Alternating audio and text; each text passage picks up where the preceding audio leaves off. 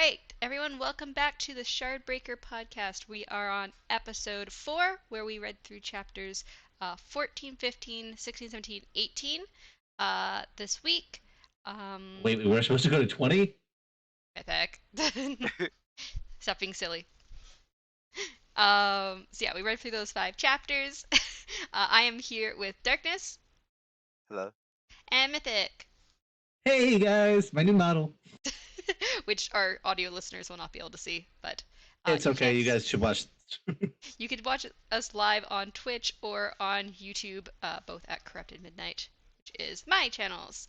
Um, or you can keep watching on Spotify or hopefully Google Podcasts will be working. Both should be at the Shardbreaker podcast. So yeah, we're gonna go straight in here to chapter 14, where we start here with Lightsong. I know your guys' like favorite character, and he's Yep. complaining to Larmar about the rain, about how God should be able to control the weather. Larmar states that there are 25 gods, and maybe more of them wish for it to rain than not rain. Maybe it's like a democracy, and he didn't win. Um, and then Lightsong says he needs to poll the other gods and figure out who is to blame for all of the rain that is happening. Um, Larimar then goes on to list the benefits of rain and states that maybe Lightsong is unconsciously wanting for it to rain for the good of Halandra, even if he does not like it, unless he is controlling the weather. Do you think Larimar is serious here, or do you think he's kind of just like joking and making fun of the fact that Lightsong doesn't like the rain? I mean, I think he's pretty much just jokingly saying it, but he's, he's definitely a good like assistant or priest for him for Lightsong because Mm-hmm. of the way that they interact.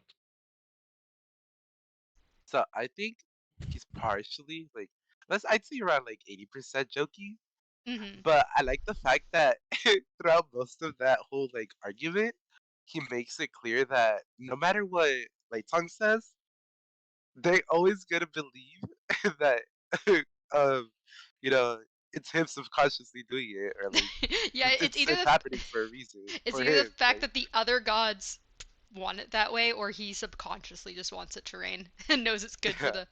the better of society that it Right? rains. For the crops, it's for this, it's for that. Yeah, it's to wash. I think he like says stuff like washing the streets and Mm-hmm. watering plants and all sorts of things. And so yeah, so that was a little. I found that's a little fun interaction there. There's always fun interactions between Larimar and Lightsong. I feel like at the start of every Lightsong point of view.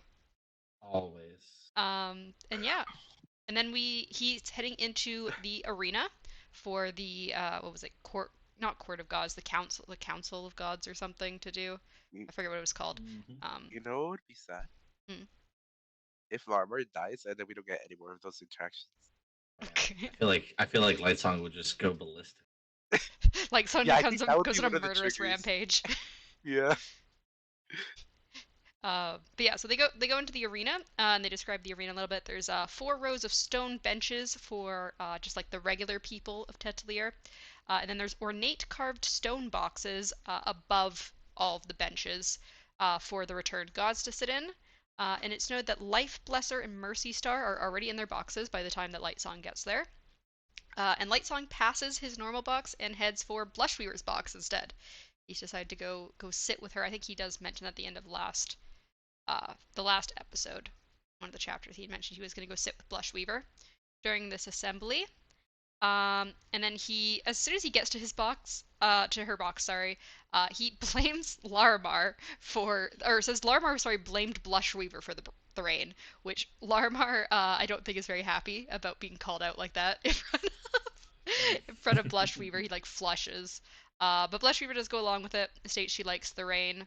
And they get into a discussion about the point of the gods, and eventually Blushweaver mentions wanting to fight the universe, which Lightsong eventually turns into a comment stating Blushweaver is calling him fat. Mm-hmm.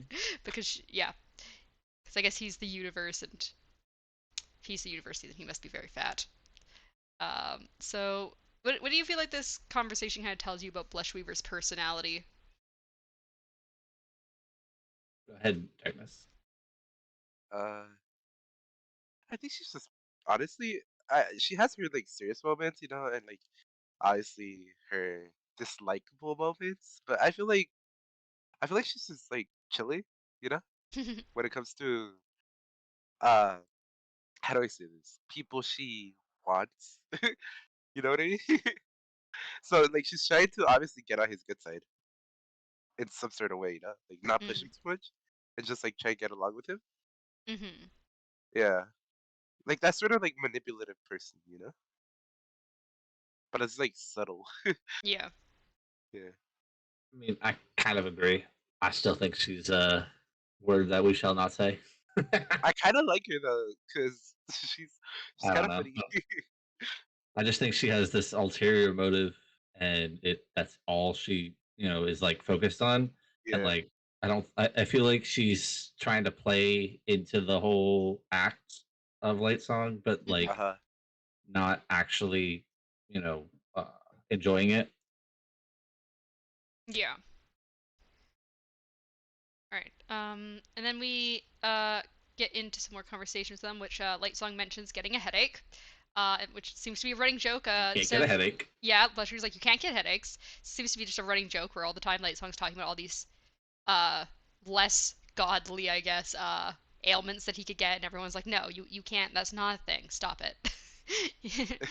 And then he declares himself a worshipper of Oster, because the religion is simple. But Blushweaver states it's actually a complex religion and that the Pankal faith is simpler.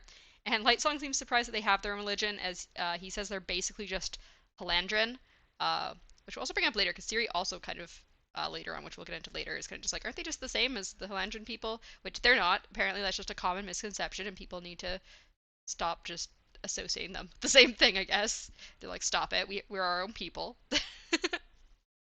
um, and I, then if I remember correctly, he also I believe Siri said Ostre was a female, and then he said male. I believe Siri calls Oster the god of men. I don't know. Was it? She doesn't say I thought it was the god of goddess. colors. I thought it Yeah, was she the says goddess of colors. is the god of colors. She never uses the word goddess, but I don't know if maybe they don't use the word goddess. They just use god for any gender, or maybe I don't really I remember mean, a I mean, mention do of they call gender. Plushweaver a god or a goddess? Let me wait. Let me check the Genders are notes. hard. Let me check the notes if she's specifically the god or the I goddess. just found it very cool if it was if because I remember her saying I thought she said she uh at It, least assumed or said female at one point or something to that extent Yeah, I way think back that when it might be interchangeable. I think they do call Blushweaver a god, so it yeah might be for yeah, I don't really remember if it's mentioned if Oster has a gender, or maybe they just use different pronouns interchangeably. I don't know. It I wouldn't like matter. the amorphous. I like it being amorphous. I don't think it would matter for a god. Eh? Yeah, that's No, what I'm not thinking. at all. Like for like a god that's above more of like than like the returns is supposed to be kind of a force. Yeah, I don't know if it needs a gender. I don't know. Whatever. But I mean but when you say he or she, you give it a gender Yeah. uh, subconsciously. So Mhm.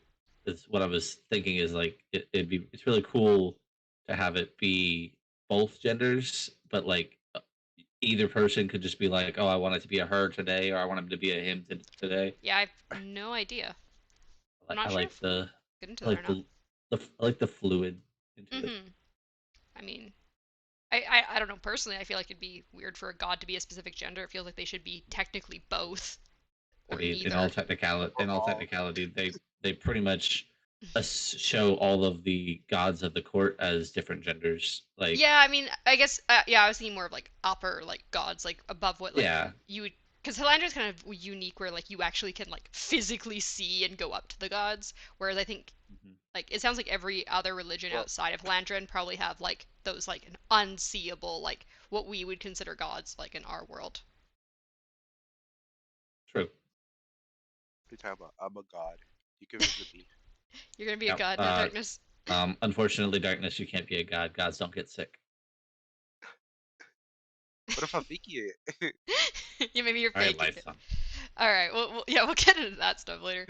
But anyways, Anyway, so Blushweaver then tells Lightsong to wait on further political talks as she is waiting to see the new queen. She's all kind of. I mean, we found out in previous chapters too. She's just the most concerned about what Ciri being here means, and we'll get more into her thoughts on Ciri later in these chapters. But that's kind of where she sits there. She wants to see the new queen come in, which we then of course switch to Ciri's POV where she's being carried across, I guess, that like big center circular lawn area towards the arena on a chair. She doesn't get a walk. She's just carried. And I, yeah, there are also women carrying a large canopy to shield her from the rain, and other women carrying the long train of her gown. And Ciri, of course, asks them to let her feel the rain for a moment, and also she wants to walk on the grass, but they let the rain fall on her for a second, but they seem much too uncomfortable about her walking by herself, so she stays seated. She's kind of like a little respectful of the fact that they're very uncomfortable. She's like, oh, okay, I guess I won't walk. um, I what feel do you guys think about that? I feel like I would be so uncomfortable and I would feel so bad for the people carrying me. I don't. Nah, Queen, carry me. I would be like I'd be like, oh god, I feel so like, even if you're like the perfect weight, I'd be like, I feel fat, I don't want people Yeah, carrying me, I feel like I'm so yeah. heavy. Like if you see them struggle the slightest, I'd feel horrible. You know what would be even worse? Mm, Let's say you're not the perfect weight, right? And yeah. you tilt to one side. Oh no. Just And you fall just see that off. shit go diagonally. Oh no. I would just anytime I would just ask for male servants to carry me, and then if they were to fail, where I either shift my weight or if they're off, just not if off they're with their too head. weak, yep, I'd kick them. I'd be like, get out of here. Find me a new servant. I'm sure Blush Oh, would act like that. That seems like something she I, would do. I thought you were gonna say Blushweaver would carry it. No, Blush Ah would man, kick if someone, I feel like, if they Flush almost would dropped carry her. me, ugh, Um, that's the perfect job for her to carry me. But yeah, so then we get a description of Ciri's outfit, which is a long gold gown with a slightly lower neckline, and shows more leg than she normally would. So she's yeah, a bit more exposed than normal. And then as they enter the arena, Ciri is excited to see all the different people sitting on the stone benches. She kind of describes them a bit, saying some of them have dyed hair and all sorts of different fashion styles. She's also a little upset that she has to sit so far away from them because I guess she really likes observing them. But she's kind of just happy to see other people other than servants and scribes after being locked up in the palace for a week. She's just real excited about that. Um, and then once she's seated up in her area, a servant tells Ciri, when Ciri asks her, that the God King won't arrive until after all the other gods arrive. He's not, no, everyone else has to be there before he enters.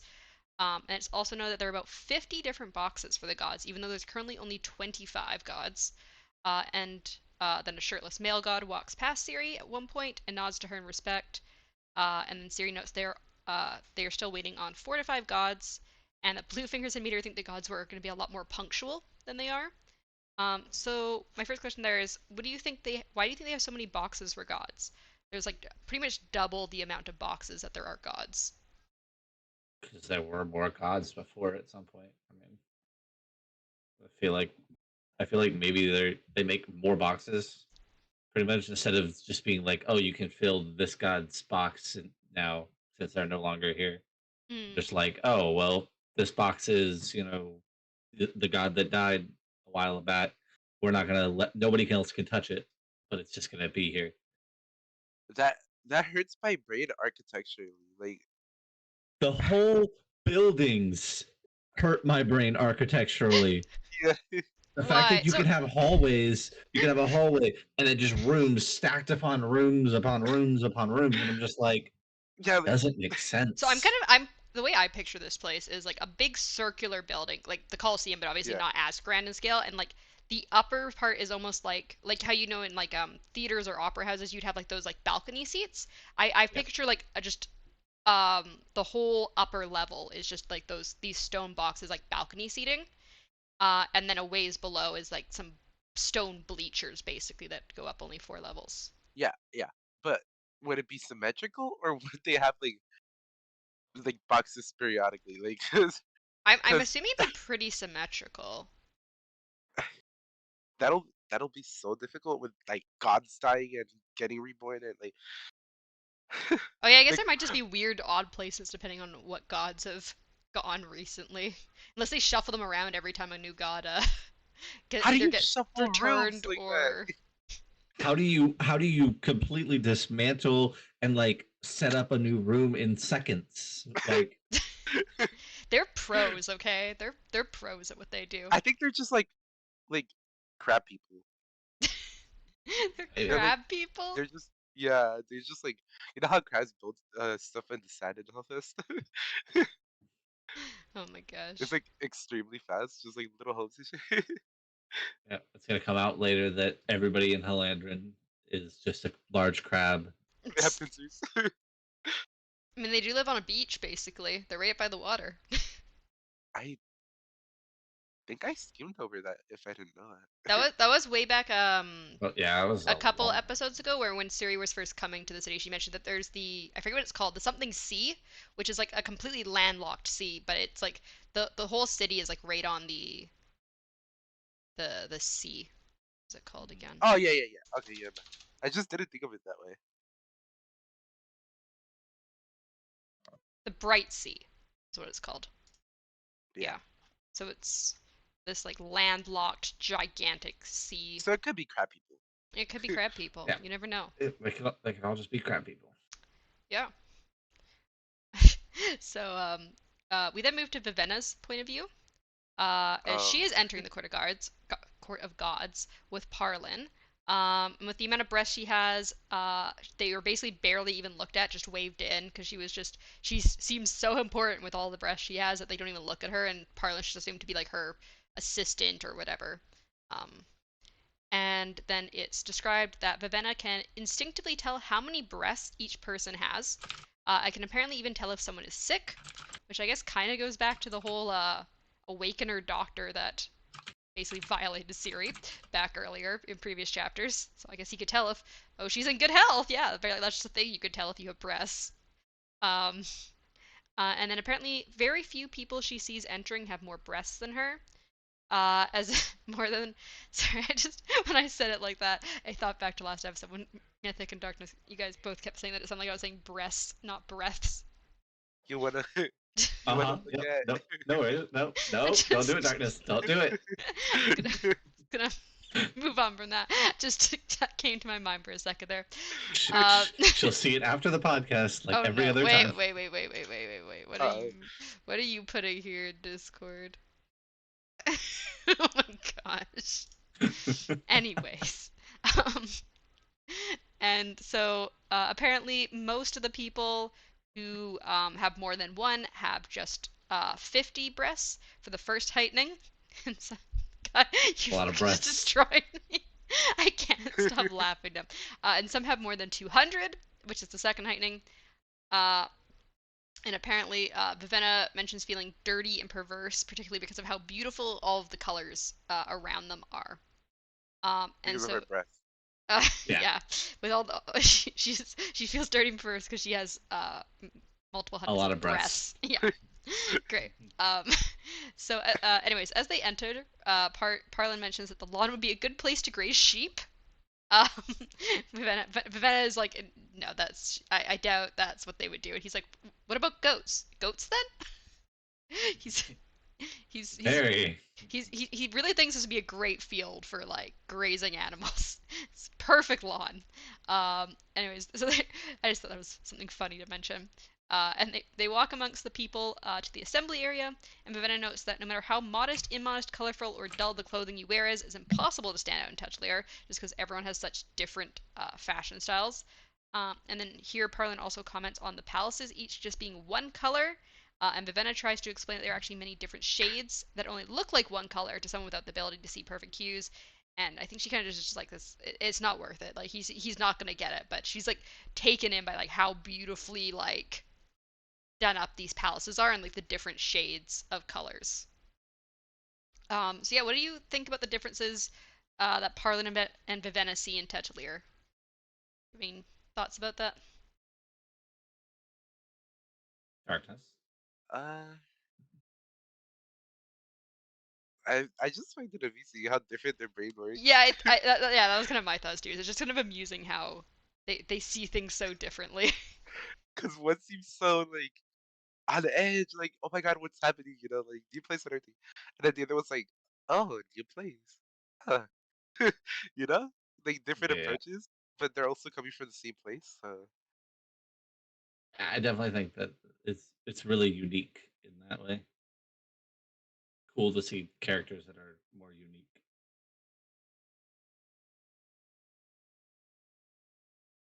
yeah, I think my favorite part from like that whole like passage was the goats part. Oh yeah, Yeah, I enjoyed that too. That's why I put it in. I was like, he's like, sheeps can graze here. Oh, not sheeps. Okay, maybe goats. Would goats be good? I'm just like Parlin. Parlin's very amusing to me. I like him. Yeah. It's like a puppy. Mhm. Yeah, we talked about that last time. He's a bit like a puppy. He's very kind of amused by everything. Although not by the palaces apparently. He's bored. He doesn't get the palaces. He's like, "Nah, those are boring." um so yeah, so as they approach the actual arena, it's noted that there is one gate for the normal people entering and one other gate, which first Vivenna doesn't really think like why is someone using that one, and then she sees one of the gods going through it, so it's specifically a gate for the gods to enter through. And then we get it explained that to Vivenna, the god's breath. So I really want to know this because so to Vivenna, the god's breath registers as immeasurable, but yet only one breath. A single breath that is so powerful it brings them all the way up several heightenings. I believe to the fifth heightening. So you guys had previously asked questions about how a single breath sustains a returned and like how they were like at the fifth heightening. So I just wanted to know what your thoughts were regarding this new information. it's children. Children are the key. Take breath from children, you become higher in power. Actually, wouldn't be surprised because he's Light Dog's always like, why is it Why always is it always children? children? Yeah. Exactly. Children. Yeah, I mean, maybe So there is something special showing. I just my thoughts previously on the whole child thing back when we first were at that episode was always just like maybe they're if you take their breath away when they're young, they're less likely to notice the differences and miss the feeling because like apparently it's like very different to be a drab or dull. So I always thought it was like trying to be like humane, where like oh you will grow up fine because you won't notice the difference if you grow You're up giving without your breath. Halindren too much credit. I might be, yeah, it's true. They're they're an interesting people. They don't care about drabs. They're pretty much garbage to them. basura. Hatu. Yes, exactly, Darkness. I also just Huh? randomly wondered if, because apparently the family's well compensated. If you sell your breath to the gods, would it be cheaper to buy a new breath from like those like breath marketplace that apparently Yeah, exist? that's what I was thinking too. Like, can you just buy your kid like a new one from someone else because you get paid so much by the kingdom and then you still have money? Like, I wonder if you could Would just it do be? that. I Listen. mean, it's Would it be possible. illegal? Let's say, because okay, so you're obviously getting compensated, right? Like, what if Hmm. you could buy two breaths and then like save up enough money for another breath, right? And then like instead of like buy two breaths, you buy one, save up money for one, sell the same breath for the god again. Do like a different god so they don't recognize you. Yeah, and it's just Well, like if just like if if we Infinite if we money go on the hacks. if we exactly, but if we go on the assumption that children's breaths hold more power, that Yeah, wouldn't work that wouldn't work if that's the in case. all honesty, because like you're originally taking their original breath, which is what has all the power. If you yeah. buy a breath from the thing, it's probably from some random, adult person, and it wouldn't have that same impact or power. But it would be interesting if somebody could uh like fake their way in and then pretty much give a god a breath that isn't as powerful, if that is the Mm. truth. We could like test out the theory. We could like send midnight What? I'm not a kid. like I mean, your secret invite. she's short enough to be a Yeah. kid. So Gosh. All right, we're fucking moving on then. So Vivenna then becomes less odd with everything after she notices how dismissive and arrogant the god who came into the arena is. Um, So apparently Blushweaver is not the only arrogant god. Apparently there's some other. I mean, Light Sun kind of says like all the other gods are kind of garbage, Except the including ones that are himself. dead. Yep. But yeah, so she goes back to being repulsed by the gods and how they cover up their parasitic nature with colors and beauty. Because she was kind of like awed by like all of this new stuff she's able to see with all her breaths now, and now she's like, oh, you know what? No, this I remember now why everything is garbage here. They're tricking me. This is all just horrible. Um, and then there is a man next to Vivenna who's waiting in like this big line to get through. Who uses he awakens a cloth that becomes almost like a hand and it just lifts him up over the crowd, which I find amusing. And he just kind of like glances up over and he's like, "Oh yeah, we'll be moving again soon. The crowd's thinning out," which it does. And then they finally fully enter the arena and sit down on the stone benches. And Vivenna begins looking for her sister. And when she sees Ciri in this scandalous dress with her hair turned golden and thinks Ciri is being forced into it all, forced into a dress like that even though she picked it, and forced to keep her hair a specific color even though Ciri also chose that herself. And Parlin also seems quite angry at seeing Ciri like that because Vivenna's like she's being like paraded around, and so Vivenna is even more determined to save her sister and that her choice to come here was correct. And then everyone begins to bow. What do you think about Vivenna? Do you think Vivenna will actually get to talk to Ciri sometime soon? And how do you think Parlin and Vivenna's impressions of Ciri's situation are going to affect their plans?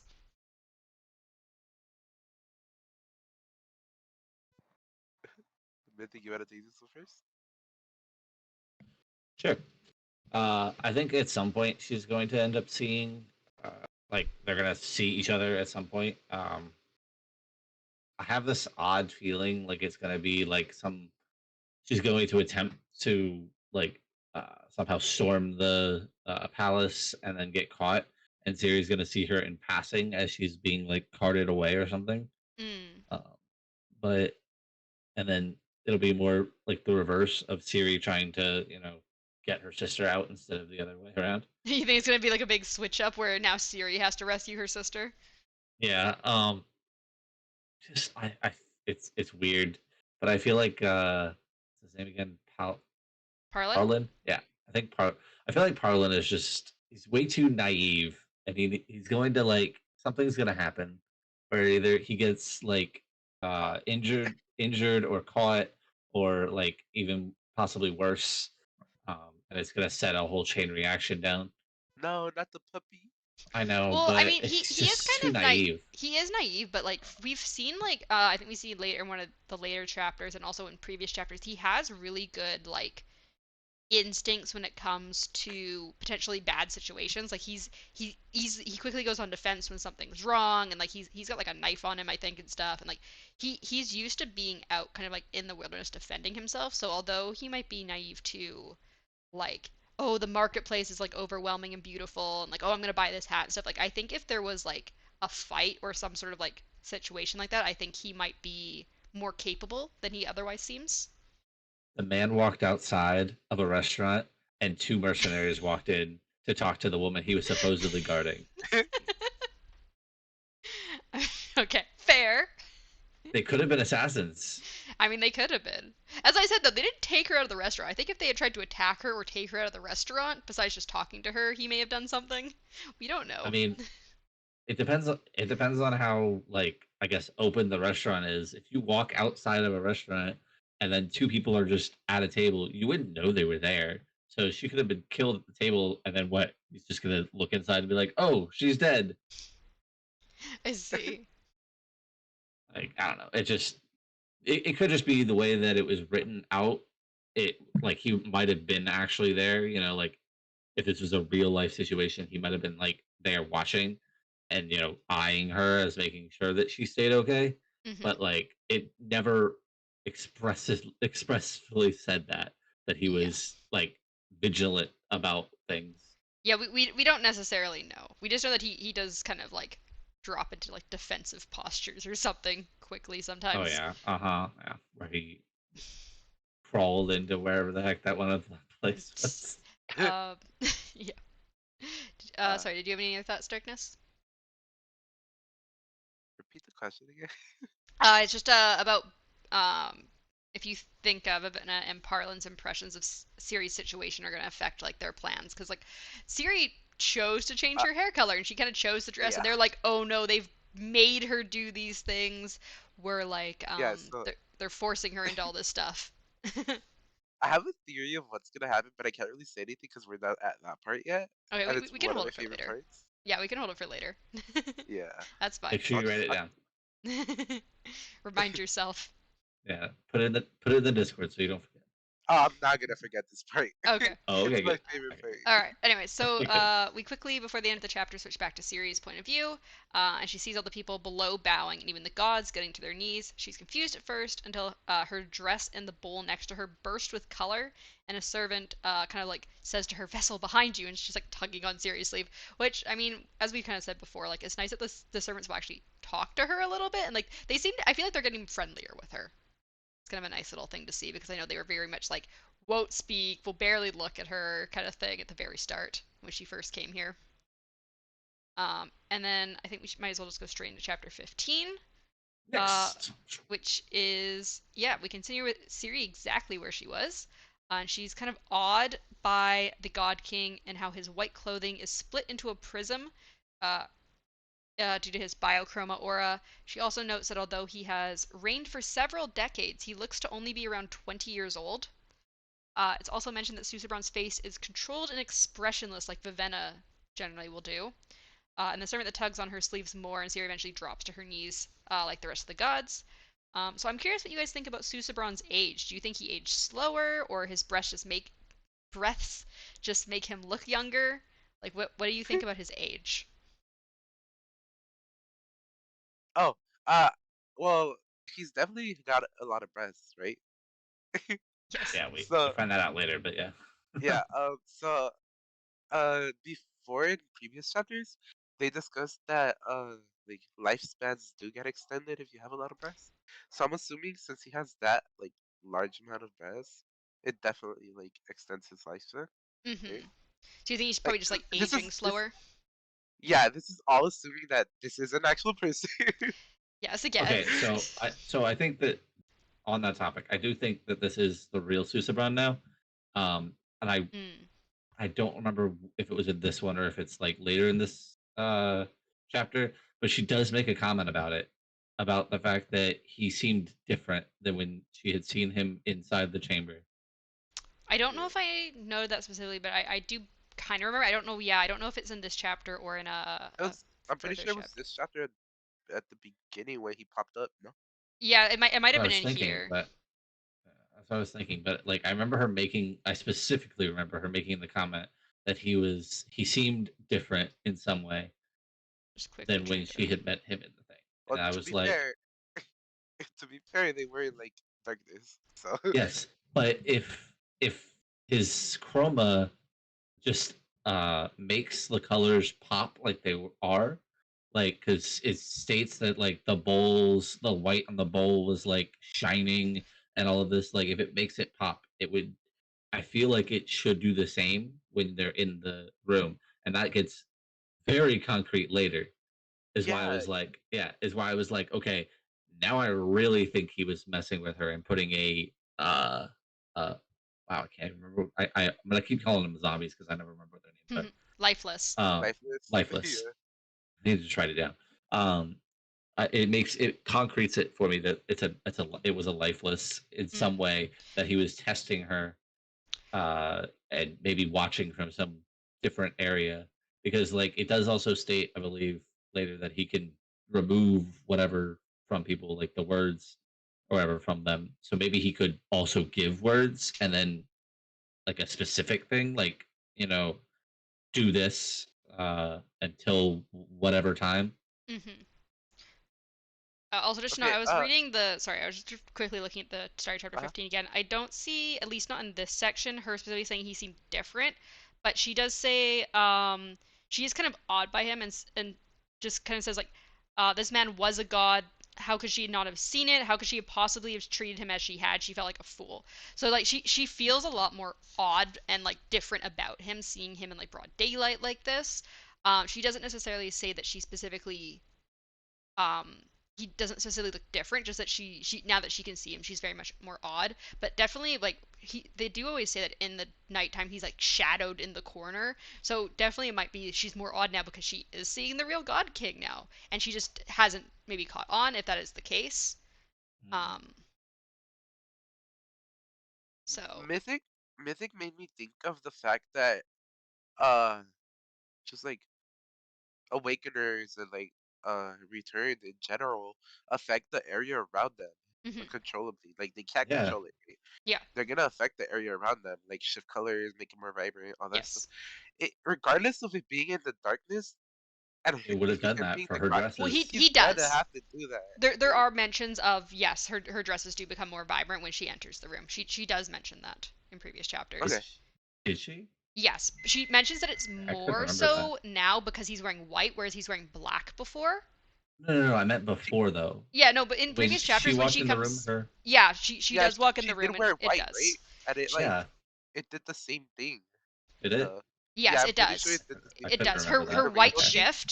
shift does prism a bit like the white clothing when So she's maybe near him. he's just shy, you know. Mm, maybe. Did she say she'll be back? Yeah, she said give her Sorry 30 about that. seconds. I had to check the oven. All right.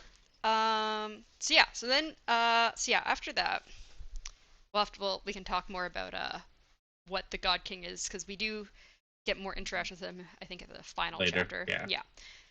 Mhm. So we switch to Blushweaver and Lightsong again. Blushweaver is kneeling on a cushion, but Lightsong is still standing, staring at the God King. It's mentioned that the God King is at the 10th heightening, which makes color out of colorless things. So basically, like what they were talking about with the white, like prisming into like a rainbow. And it said Uh, that it said that like Light Song, Blush Weaver, and all them they're at the fifth heightening, right? I wonder what yes, I believe they're all of That's the what I'm 5th pretty heightening. sure it was. Yeah. Yeah, so I they're like wonder what half of what he is. Hmm. I wonder what it makes. So it makes a bunch of colors out of white, right? I wonder what it makes out of black, because they haven't discussed that yet, right? Well, Hmm. it does. So basically, what they're talking about because it's basically just like normal physics, where like if you shine white light through a prism, it becomes a rainbow. It Yeah. does that Yeah. doesn't happen with black. So he's basically just acting almost like a his aura is so Prism. big, Yeah. he's basically a prism, a walking prism. It's a vampire from Twilight. Jesus. Oh Oh God. no. That's what it Oh is. no. Brought in Anyways. Twilight. He's holding Anyways. back. No, he's holding back because he doesn't want to turn her into a vampire. That's why. Oh my gosh. Uh-huh. Anyways, Blushweaver asks Lightsong to kneel because Susebron is their king. But Lightsong mentions that they cannot execute him for not kneeling as he's a god. It is not explained if they can't because of his nature as a god or if it's just for political reasons that it would look bad to execute a god. So what do you think the explanation is? Can they literally just not kill him except unless he gives away his breath, or do you think it's more of a political thing that like they can't kill him because it would look bad? Well, I mean, in politics, you could kill people without it looking bad. Well, you don't Um, kill gods though, but I necessarily. mean, you kill people who are in high power and high standing, and like they do so in behind closed doors, and then they make up a story. Like it's not unheard of that that could happen. Hmm. But I think he's just arrogant. I think he just believes that he doesn't believe he's a god, but he believes he has high enough power that people aren't going to outwardly question his motives or Hmm. his reasoning behind things, and so he just does things that whatever he wants, pretty much. I want to see if they could behead them and then stay alive. That would That would be be interesting. interesting. Everybody just said the same thing. Yeah, that'd Yeah. be something. um. Yeah. Also, if so, do you think they would try and then like behead him or execute him if he did something? So like if he I, like didn't kneel or if he did go out of his way to like defy the God King, do you think they would punish him in some way? I feel I like would they'd probably punish him if he talked to the God King. I would think they would do what Mythic said, right? Do it like secretively, because obviously it would look bad on like all of them if they executed him publicly, Mm. because they would be taking away the chance of like somebody getting cured, right? Mhm. I and it mean, would like affect also it would affect the fact that they're technically God. gods. Yeah. So like, I mean, which isn't unheard Well, of in mythology. Gods kill gods all the time. So yeah, but they also know that gods can die because they're asking them to kill themselves for them, you know? So, yeah, but they die in a specific way. I feel yeah. like it's like saying, well, if a god gives you their power, then yeah, they're gonna die because they no longer have power. Kind of idea. Like I just, instead of, can you kill a god by just cutting its head off? I want to see like a beheaded light song just strapped to, what's his name, Limar's, like belt or something. Oh Oh my gosh. god, the head talking. Yeah. So how were your dreams, Lightsaw? Oh my gosh. That's great. Anyway, so after that, Blushweaver insists that Lightsong kneel as it could hurt our plan, which Lightsong wonders Our. how he became involved after one discussion with Blushweaver. He's like, I don't know how this is my plan as well. He does eventually kneel though, as to not incur the God King's ire. He's like, I don't know if I want to piss this guy off. So he does kneel, and he also notes that both his and Susebron's positions are make believe, is how he feels about the Yep. whole thing. Uh, do you guys have any notes on that? Or I mean, I kind of already touched on it with the fact that I think he doesn't believe any of them are gods. So mm-hmm. he just believes he's in a higher standing, like Yeah. a mayor or something. They're higher than the people they serve over. Something like that, like a president. Like I was Mm-hmm. thinking that. much. Yeah, I mean, I think that's just all it is. It's just to him. That's all it is. He's not a god. He's just a high political figure that Mm-hmm. doesn't care for politics. Yeah. Do you have any notes, Darkness, or should I move on? Uh, no, I don't. I think this is pretty accurate. Okay. So we go back to Ciri's POV. She's kneeling on the ground, staring at Susebron's white sandals, and Susebron gets lifted from next to her by two colorful coils of rope, which carry him up to a stone outcropping. He then sits on a golden throne that is there, where two Awakener priests then have their awakened ropes roll up their arms and shoulders. Susebron then holds out his hand, and everyone gets up from bowing and sits back in their seats. And then Ciri seems frustrated that Susebron has impressed her again after she was just getting used to her new life, and she's also partially relieved that he isn't sitting with her. So why do you think Susebron isn't sitting with Ciri? Do you think it's his choice? Do you think it was the choice of Trelades and the other priests? Do you think it's kind of a statement, or is it just kind of a maybe this is how it always is with God Kings and their queens? I think it's always been like that. Uh, I also think it's partially like the priest choice, like the Mm, people who are like backing him. Uh, because they all think that he's above his like, well, he's above everyone, yeah. including his wife. So there's no reason for him to like sit at the same level. Yeah, I mean he's the God King, she's Vessel. I mean there's a very With, obvious but with that though, it was confirmed that she is above. What's his? She's above almost everyone except she's the God above King. everyone except Yeah, for the God King. Yeah. exactly. So, but that's what I'm saying. So, if they look down on her, then like wouldn't that also be a problem? I mean, like if But the priests are looking down on her, I mean, it might be more of a thing they like are like she can't sit with you because you're above her. Like it would look bad to make her seem like an equal to you. well then give her a throne that's just below his. A smaller a kitty throne, throne. a little tiny throne. Yeah, a nice little silver throne, but like still above everyone else. Hmm. Because yeah, I think I mean, technically her box is on the same level as all the other gods, and it sounds like his is maybe like slightly above hers. yeah. But I mean, on the topic of the other possible queens, I feel like Syria is going to be the only queen, like in history, Syria will be the only queen that's like more defiant. I feel like the other ones would probably have just been like breed, like, oh, we're just going to breed with you, and then you'll have a Yeah, baby, and then that's all I need you for, Yeah, because they're kind of not of idea. royal blood. Any Yeah, previous queens, like this is the first time the royal blood's being introduced back in. yeah, and I feel like uh, I don't think that's gone to her head, at least not yet. Actually, But I think that I feel like she's going to be, because she was defiant before the leaving, like mm-hmm. of her father. So I feel like she's going to kind of fall back into that line. and start to kind of like get her voice back, and then possibly start changing some things in the like in Hallandren about like we can't talk to the God King.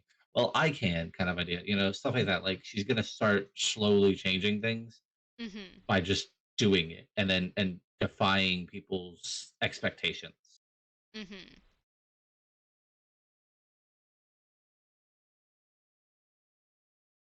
Yeah. All right. So yeah, so Siri is then goes into how she's conflicted about what Susebron is, as she believes Oster is the true god of men. And I think it does say he is the one who returned to the who sends the return. So I believe she does refer to Oster as a he here as well, Yeah. in Mhm. regards to our other conversations. She also calls the Haladrian people pagans who worship the returned, biochronic breath, and art in general. They're all pagans, apparently. And however, she notes that she has never seen Oster, and she can understand why people would worship the returned gods, because it's something you can like actually see and visit, versus like an unseen god. Um, and then Bluefingers shows up, and he notes that Susebron is positioned and Ciri is properly displayed. Ciri hadn't really realized that she was there mainly to just be displayed to the returned gods, and it kind of makes her sit up a bit straighter. And she asks if the gods shouldn't be paying more attention to the priests debating below instead of to her. And Bluefinger says that they should be, but they don't normally do what they're told to, which I think we've Mhm. definitely seen from Lightsong. Well, yeah. I mean, I feel like even like within that conversation, he's kind of like showing that he doesn't.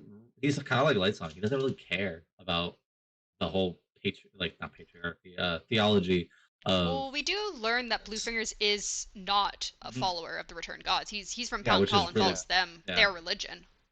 Which again, I think as I noted before, like Sigri also does not see the difference between Pankal and Halandran people. And he kind of Bluefingers kind of explains that although they see Susubron as their king, they don't worship him or the other gods as gods. They're like he's a king, he's in charge, but he's not God, is how they kind of see Exactly. it. Um, and actually, before that conversation, though, Siri had tried to bring up Bluefinger's warning from the previous night. But he kind of gives her this, like, kind of frightened, almost like this, and it's like, you shouldn't be talking. Like, No, no, he no, kind of no. gives her, like, Not right now. the look. Yeah, the not right now look. And so Siri kind of sucks that. And then it's also noticed that the priests are debating, talking about how sewage is handled in the city. Very interesting topic. Definitely the most interesting topic they'll talk about today, right, guys? Definitely No, not not going at to get all. more interesting topics. Definitely not. Was there anything else about the conversation about Pankal? Oh, he does also mention that that is the reason why he's a steward and not a priest is because he does not worship the gods. Um, and we've learned that all the god kings are apparently the same as the returned gods, except that they hold tens of thousands of breaths that were gathered by Peacegiver the Blessed during the Many War, and that the amount held is also expanded every god king, as instead of the one breath per week, they're given two. So he gets double the amount of children breaths that the gods get. Which is why I asked earlier. They are the fifth heightening, and he is the 10th heightening. Yes. So maybe each of these breaths is a fifth heightening worth of breath, and then boom, now you're 10. Well, I mean, they also say though that he inherited a whole bunch though Oh from yeah, previous sure. god kings. But But yeah, also I'm just kind of yeah. What are your thoughts on Pankal and Blue King, Finger's thoughts on the God King? I mean, still kind of like Susebron, because I like his I don't know his character. We haven't got to see a lot of him, like uh, kind of just like almost passing glances at this point. Oh my god. But what? That's because that reminds me of the fact that I was like, in the upcoming chapters, I was like, damn it, I'm starting to like him, you know? Yeah, I know. I mean, even I kind of liked him when he wasn't like uh when what I thought was the lifeless form of him kind of idea. Yeah, I kind of liked him then too because it was like he wasn't doing anything to Siri, so like, but yet he wasn't like I don't know. doing anything. Yeah, I mean, well, that's what I'm saying. He wasn't doing anything, but he also wasn't like abusing her. He was just kind of like this is. It seemed like this is just how it's supposed to be done, and he was just kind of not doing anything to like because I mean it kind of gets explained later the way my thought process with their talks later, but like he's just I don't know. He seems like he's somehow smarter than he lets on, and I think that his whole "I'm not talking to people" thing is going to come out to be more of like less about that he can't talk or that he won't talk, but more of like he just doesn't want to talk to certain people. Like he wouldn't want to Yeah. talk to the gods because he doesn't believe in his like kind of like Lightsong. He doesn't believe in his own theology.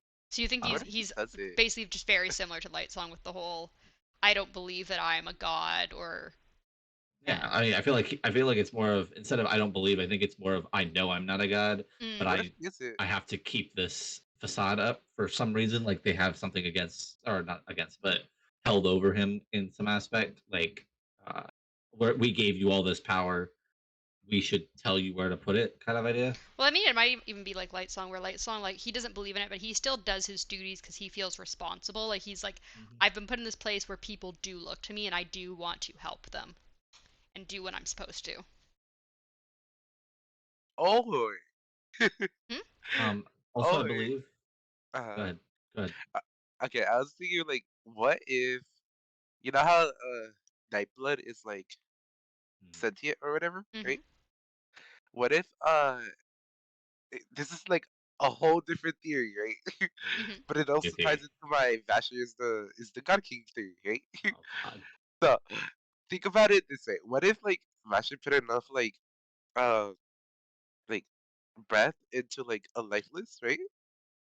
And it sort of started becoming more like life like, you know what I mean? Mm-hmm. And that's what the current God quote unquote God King is. And it's like it's like it doesn't want to Alive. deal with anybody except for Vasher, you know? Yeah, I mean, in this chapter, I believe they make the comment of that the God King has a thing called the Light of Peace, Yeah, which I and think Bluefingers just says it's basically just a fancy name for all of the tens of thousands of breaths that were tens of gathered. thousands. Yes, that were gathered during the many war by Peacegiver. It's a lot of breath. Yeah, I believe you need tens of thousands to get to the 10th heightening. Like, I think What- basically like he gathered enough to like get real up there. yeah, I just think the Light of Peace. I have that in bold on my notes. So Hmm. Yeah, I'm assuming it's called the Light of Peace because it's from Peacegiver. possible. Uh, so yeah. So then Siri then contemplates history, where we get descriptions of Khaled the Usurper, who was leading the revolt against the royal family, and how Peacegiver the Blessed stopped Khaled and his army of lifeless and brought about peace through diplomacy.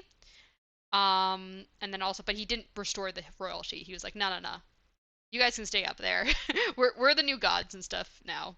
So he kind of kept that. But it's also mentioned how I wanted to note how Kala's lifeless were specifically listed as more dangerous, new, and distinctive. So what do you guys think about that? How Khaled's lifeless specifically were, I guess it sounds like, different than other lifeless.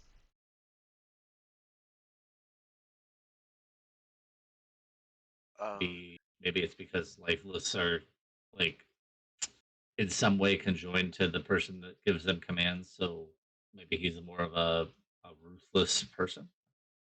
yeah. I was thinking there's obviously different types of commands, right? Hmm. For what you want.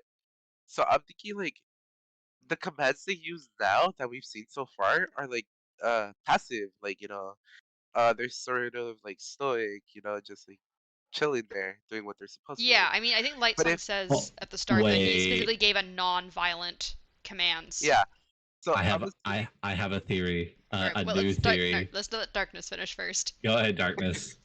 I'm assuming that if they give a violent command, they're obviously gonna go into like battle mode and just like raise everything in their path. So like less stoic, more aggressive, like snarly, sort of zombie like. But yeah, I think What if Khalid the Usurper is actually uh so that sword? I can't remember the name now. Nightblood? Nightblood. Yeah, You think Khaled's like like somehow. became like his essence and consciousness became the sword. Mm. Like it just something about it, and it just kind of hit when we were just sitting here talking about it because I didn't hit when we were talking when I was reading it. But something about him just seems like it would really work well with Nightblood's like uh, not ability, but like I mean, yeah, he, demeanor. he did lead a revolt, and Nightblood is always seems to be around death, Mm-hmm. so I can see how that connection would be made. Just a theory, Mm-hmm. Oh, I Book can't wait theory. for a I can't shard theory. I can't wait for a little bit later on. That's Mm. gonna be Oh, so I know, exciting. Yeah, right? I know. We're gonna get. I think the last chapter or two is was the. I'm assuming the most interesting to you guys, but we'll get there. Yeah, 20. Yeah, Uh, chapter 20, right? not chapter 20, chapter 18. But anyway, so No, Ciri then briefly thinks about Halandrin, thinks that Halandrin is less terrible than she was taught, and then we instantly switch to Vivenna's POV where she instantly is thinking how Halandrin is worse than what her tutors taught her. And I just wanted to kind of uh, showcase that contrast again. We're getting very different, like very contrasting perspectives between Ciri and Vivenna's thoughts on Halandrin and the God King and Ciri's kind of situation in general. They have very opposing views for the whole thing. Um, and then yeah, so Parlin is then noted to be getting used to crowds, and is focusing on what the priests are discussing, which I mean, personally, I just feel Mhm. like Vivenna should have been paying attention too. I feel like Parlin's the one actually paying attention in this situation here. He's like, Right? let's keep an eye on what's happening here. And then Vivenna is wanting to leave. I don't think it's might be fully mentioned, but I think it's kind of implied that like Vivenna's almost feeling like claustrophobic with all this like life sense stuff and being like kind of assaulted by like colors and life sense and all this stuff that she's gotten from her new ability. So she's kind of freaking out a little bit, and she wants to leave right away because yeah, she's seen Ciri and she's kind of overwhelmed by everything. And when she turns, she freezes and sees a man in tattered brown clothing with enough breath to be of the fifth heightening, staring her down like he knows who she is. Apparently, others in the crowd are giving the man a wide berth, and he has a large sword at his side that seems to have his own biochroma. Who do you think the I man with the wonder who sword that is? is. I wonder who that is. You guys know I who the think we all man? know. I Yeah. think who is we all that? I have no idea. No, yeah, it's definitely Vasher. Vasher and Nightblood are there. I think it's also noted that like people don't normally have swords. Yeah. Um, so it's yeah, know. Well, very definitely not in the interesting. court. She makes a reference of well, how did he get to bring that in here, kind of thing. Yeah, I mean, to be So fair, he is of the fifth heightening. They probably didn't even look at him just because, like, Yeah. I think Vivenna's what the third heightening, and they didn't even look at her barely. So I'm sure To he just walked in with no issue. to be fair, if you're at that high level of heightening, you don't really need a weapon Like to he's kill someone. So basically has the same amount of breaths as the returned gods at this point. yeah. So also, this is the part that I was really excited about because it also ties into my theory of Vasher possibly training Vivenna, you know, Mm. Yeah, and I was gonna also say, do you think that Vasher knew Vivenna was gonna be there, or he just happened to recognize her and thus was staring her down because he didn't I expect her to think be he there? recognized her and he's gonna be like, "Fuck, why is she here?" right? Yeah, I mean he already wasn't And happy about Ciri being here. I'm sure he's not gonna be happy about Vivenna being here either. yeah, and he's definitely gonna try and contact her for sure after this. Hmm. Well, in my opinion. Also, I find it extremely interesting that the fact that Vivenna was able to differentiate between the fact that he has his own biochroma and the sword seems to have their own biochroma as well. So, like it's definitely like more into like the lore of like Nightblood and like Vasher themselves hmm that's being revealed here. Um, Hmm. yeah, Nightblood's their own person then, because there is levels of heightening there, no? Yeah, there Because are it's definitely different affecting levels of everything. heightening. I, I if okay, so it's seeming like there's like a lot of breaths in the sword, right? Yeah, I think the way it's portrayed is it almost seems a little different because they keep specifically saying that the colors deepen and darken around Nightblood. They don't Yeah. specifically call it the same way as they do the biochromatic aura. There's something different about it. Okay. Yeah, so I'm wondering if if it does have like okay, so there's so many ways this can go.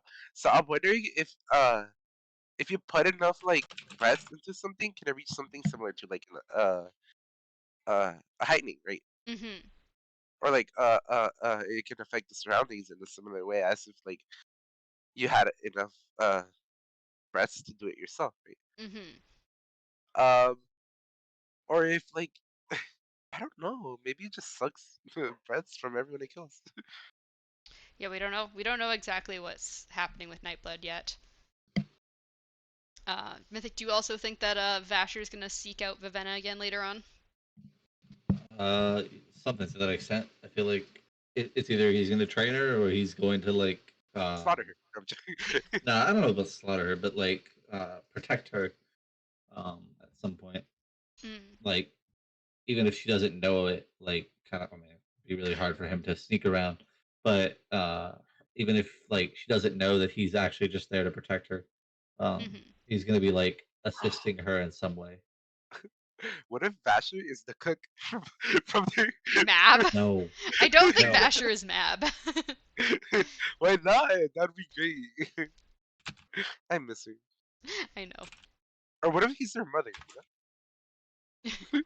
Possibly. Nah, I'm just throwing random stuff. All right. But that'd be fun.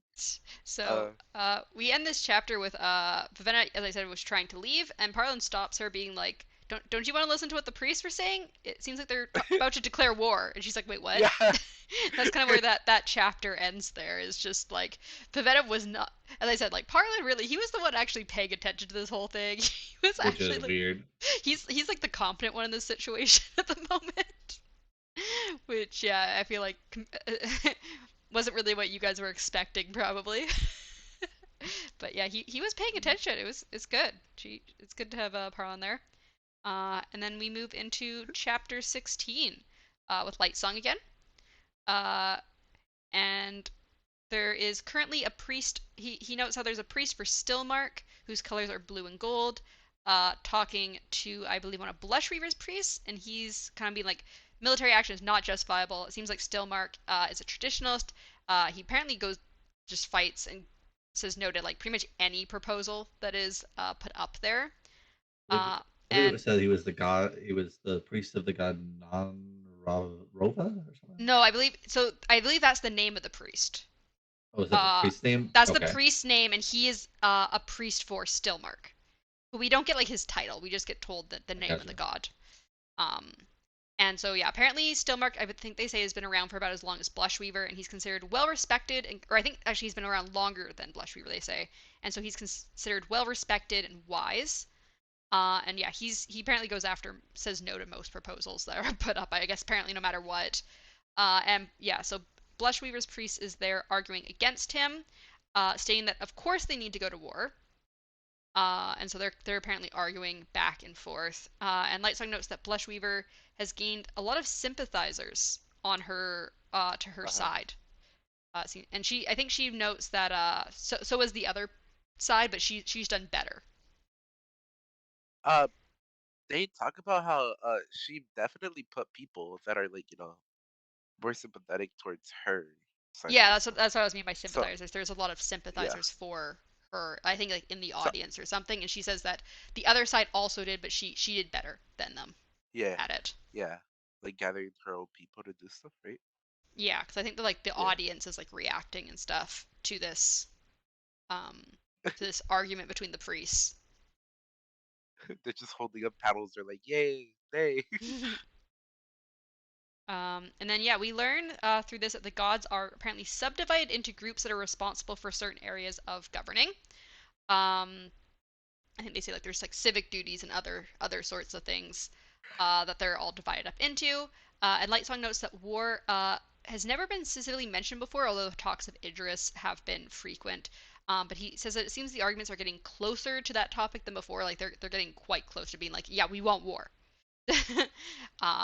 So he's a bit worried about that. He also notes that he thinks his dreams may be caused by his worries. So he thinks like all this talk of war and everything is why he's been dreaming of war, because he's still very like my dreams aren't prophetic.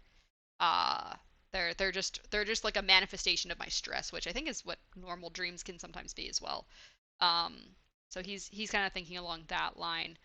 It's also briefly mentioned that Blushweaver wants Lightsong's lifeless commands, which seems to be the reason that she's been talking to him so much. She wants he has military um, commands, and so I guess he must be part of like some sort of military division in that governing responsibilities if he has lifeless commands.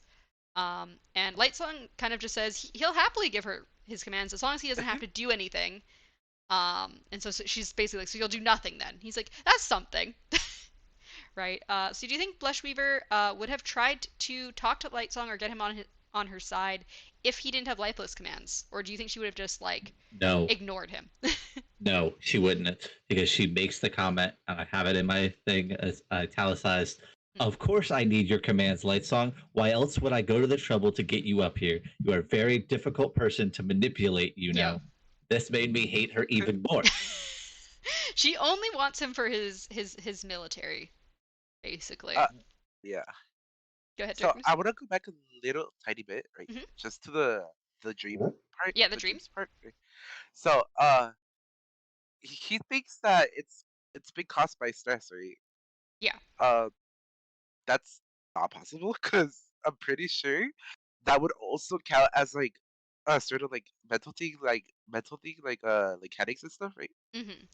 Well, I think he So means it in the way of not like he's mentally, physically stressed. I think he means more of like this has been on his mind a lot and causing him worries. So he's like, this has been on my mind, so obviously I'm dreaming of war because all people are talking about is war yeah, lately. I don't think that's how it works though, right? Yeah, gods don't have dreams. I mean, or not. Sorry, gods don't have anything in their head. You know, they're just Yeah, sure. they don't get headaches. Yeah. They They can't can't go worry. They can't insane. stress. They can't go insane. That's part of the thing that I was thinking about. Like you can't really go insane either. So Yep. like stress is eventually devolves into like insanity if there's too much of it, right? Um, so I doubt like I doubt it's caused by stress. It's definitely Mm. like prophetic dreams. Yeah. I mean, Uh, you guys yeah, were pretty much on the side of yeah, they mean something. You just I think weren't sure if they were like past. You guys I think were mainly on the, or at least I think darkness was mainly in the path of like their past memories more so than Not me. future. Oh, that was you. I Sorry. I think they Apologies. are. I still think they are. Hmm. I think they're uh his like he's seeing the past, not the future. Hmm. it's PTSD from the past war. So yeah, so then it's known that people are growing restless with the gods lately as they haven't healed anyone in over 3 years. So basically, none of the gods have decided to kill themselves off in over 3 years. So that means that his relationship with Comseer must have been at least over 3 years ago. So it was pretty early on in his godhood that he kind of hooked up with her. Um, if she was the last one to go, because he's only 5 years old. Uh Um, huh. and yeah, that was over 3 years ago. And so apparently people are thinking that they're a lot less divine. Like they're kind of like not really questioning their faith, but they're thinking that the gods are weaker and less divine than previous gods were because they're not sacrificing themselves, basically. It's also mentioned that one of Blushweaver's main concerns again is Ciri. Blushweaver states that it's Mhm. brilliant that they sent the younger daughter, as they spent 20 years spying on the older daughter, and even sometimes on the second daughter, which is again Sfafen. And yes, Blushweaver goes on about how Ciri can be extremely dangerous because no one gives her any regard, and how she's worried about being cast out like the royal family had been previously. Because I think she specifically calls it like her kingdom. She doesn't want to be cast out of her kingdom. So yeah, how do you guys think this perception of Ciri being a dangerous unknown is going to affect her life in Halandrin and how the gods see her and like the potential war that's coming?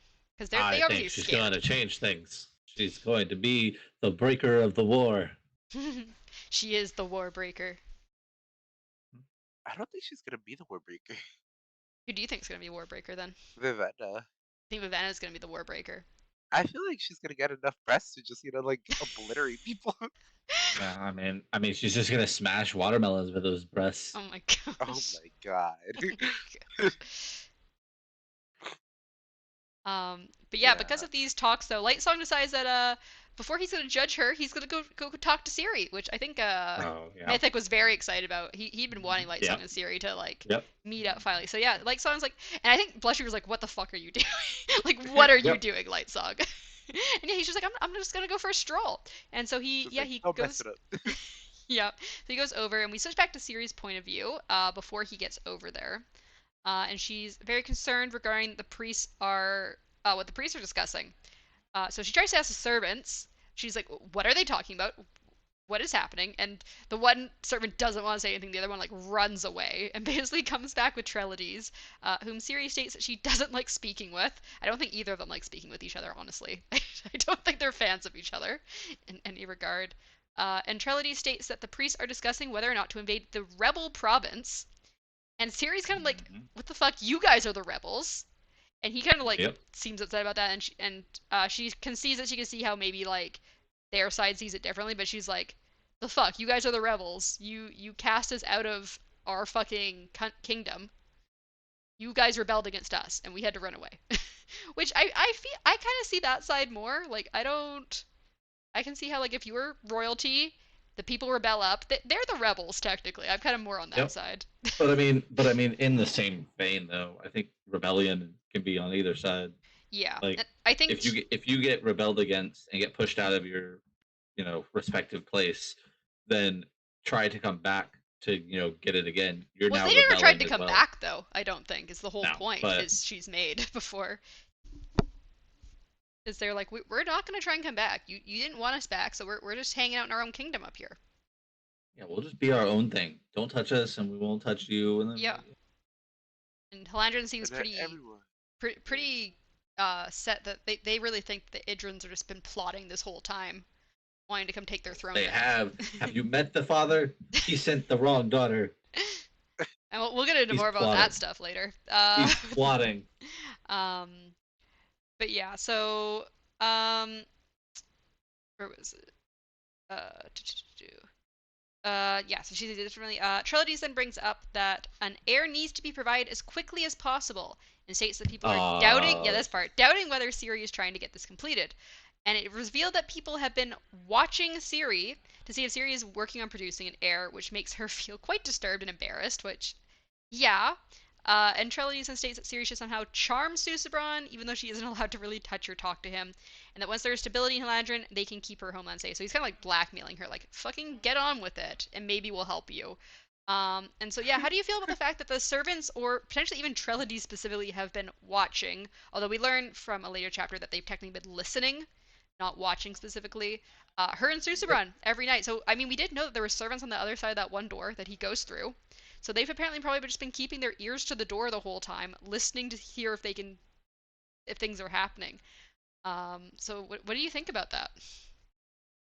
kind of had that feeling in the first place with the fact that, like, he just leaves, doesn't do anything. Like, it just concretes the evidence that I have of him being a nicer person than people lead on to be. What do To you think, surprise Darkness? such a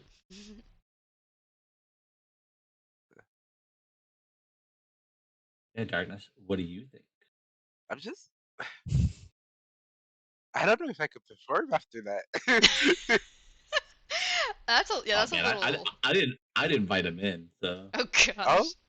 I'd be like, hey, if you're gonna watch anyways, that would be a come see a bloodbath. show. Come see a show. um, That would be a bloodbath. Also, how do you? Because we know that she comes up with things later. We'll get to that later. But how do you think they are expecting her to charm Susebron when she can't really do anything? Like, what do you think they're expecting her to do in this situation?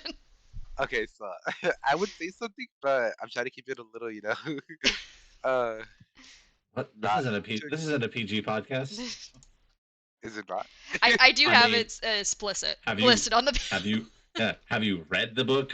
I do have the podcast listed as explicit because the book does talk about sex a lot. Okay, I was thinking they were expecting her to do some like solo play sort of stuff. Okay. Yeah, You know what right.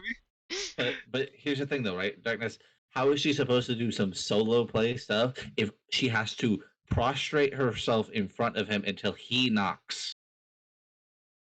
I forgot he was supposed to knock. Yeah, he's supposed to know. Exactly. He's never He's knocked. supposed to engage. He's supposed to engage this whole thing, Yeah. and he hasn't at all. He's Like, I literally, I forgot, like that flew out the window. I yeah. literally forgot She's he was supposed to supposed just to knock. she's supposed to somehow charm him from being naked, bowing on the floor, until he knocks and tells her that she can approach the bed and get on with things. What the fuck? Wait, he And hasn't even been on the bed, huh? No, he no, sits he's on the been on he the sits couch. on this chair, and he's supposed to Yeah, knock on the that chair. Yeah. bedpost. I'm assuming I think the chair's like next to the bed, and he's supposed to knock on the bedpost when she can approach.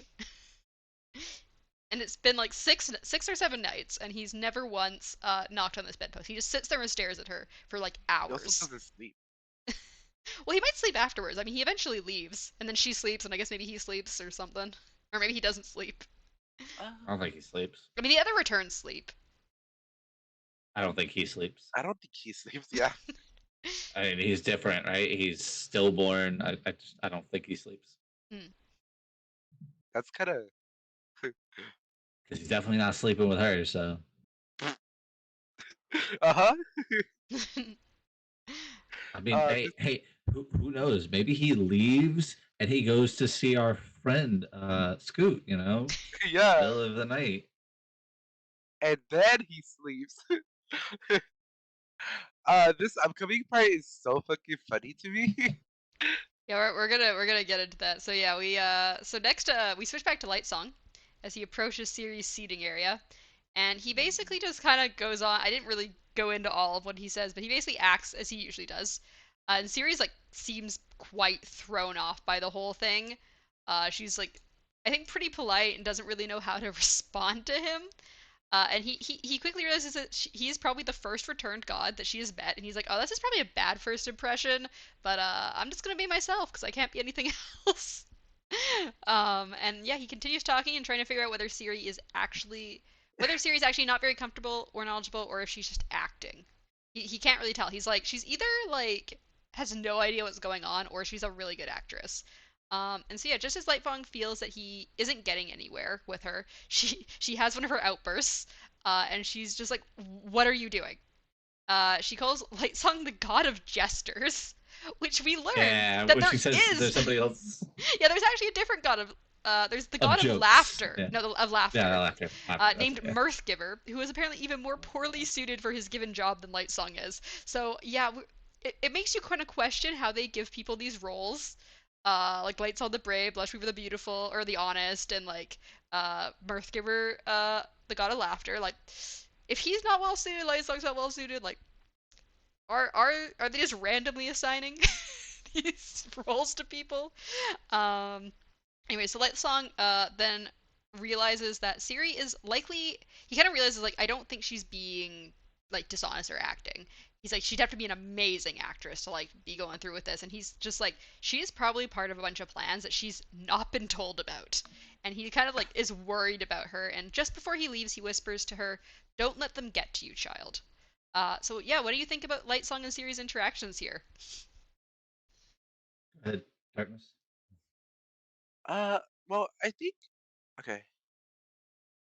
I think for some reason I got like parental vibes from that, you know, or like older brother, not like any sort of like romantic feelings like I was expecting, right? But I think they're. I think he's definitely gonna want to help her, you know. Yeah, no. I mean, Mythic. I remember her. I remember her making a comment about him being a schoolboy, but okay. Um. Also, other than just a jester.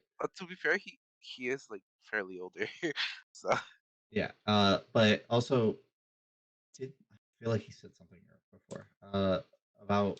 Oh, so first off, what was the question again? Because I. I was just asking what you thought about their interactions. Okay. Yeah. All right. So I think I think his interaction with her is like one of like kind of like how he said an older brother to a younger sibling, but he's a joking person, and I think with everything being piled onto her, she just kind of wasn't prepared for the like humor that he's portraying with his lack of care for the his station. And when she bursts out, yelling at him, I feel like it probably gave such a genuine reaction to him that I think he's more no longer on the side. Like he was trying to see if he was going to be on the side of Blushweaver, and that's the whole reason he came over to speak with her. And then like once they had their interaction, he no longer like uh, felt the same. He it pushed him to the other side of the Yeah. fence. I think he now is much more like on her side and wanting to see the best for her and the best for apparently the king. Because he makes the comment that I loved about he's been moping around the palace looking forlorn, and he just needs a good woman in his life. Yeah. I don't know if any of that's true. I don't know if Lightsong's ever actually interacted with the God King before, but Right? it's a funny comment. He But just yeah. needs a good woman in his life. Yeah, I think it was more so, yeah, like Blushy was making all these accusations about Siri. He's like, I want to figure out if she's actually like some sort of like assassin or like whatever before I She like. is. She's good. Hmm? If she is, she's good. Yeah. Yes. So yeah, that was that interaction. Do you think we're gonna have Oh, future? oh, Oh, go here's ahead. it. Sorry, there's one more. One more quote from him that I thought was awesome. I killed the real god and took his place. I've come to hold you ransom Oh for your sweets. yeah. Yeah. That was good. Yeah. One of my favorite, so far, my favorite lines that he has said. I I've also come want. to hold you ransom for your sweets. Yeah. I also wanted to ask if you think that we're gonna have future more interactions from Lightsong and Siri in the future. Yeah, they're gonna bet each other, obviously. I said that he was gonna try and help her in some way. Yeah, you had said that You know? previously. I was just wondering if anything, Yeah. if you had any new thoughts after our finally having an interaction between them. So yeah, that was chapter 16. And we get a big long, I think it's only Vivenna chapter for chapter 17 here. Oh yeah. We get the nice big long Vivenna chapter. So yeah, we switch back to Vivenna. And they've been heading back from the arena after listening to everything.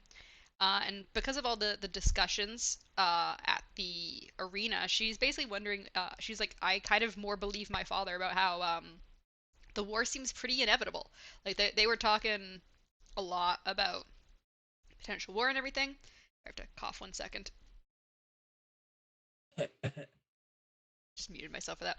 Um, and yeah, so she realizes that she doesn't think she was as prepared for life in Halandrian as she thought she would have been after her whole life training, and that she probably would have been like pretty much as confused and useless as Ciri is in the whole situation.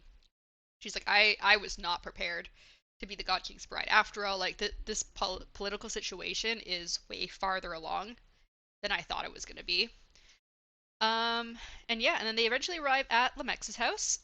Due to Parlin's good such a direction, apparently she just like wasn't paying attention the whole time, and Parlin just like weaves their way through the city and is the one who kind of directs them. And yeah, they find the door damaged and hanging from one hinge, which Parlin immediately takes out his hunting knife. He like goes on the defensive, ready for anything. I will kill him. But yeah, then just Denth just comes out and he's just chill. And yeah, he says that they've basically just been extremely thorough while searching the house. Furniture has been ripped apart. There's holes in the walls. The pictures have been slashed and broken. Steps are broken. Pretty much anything out of wood, like desks, chairs. We find out actually that there had been some gold, I think, in a chair leg that Viven is sitting on later. So they had just torn the place apart.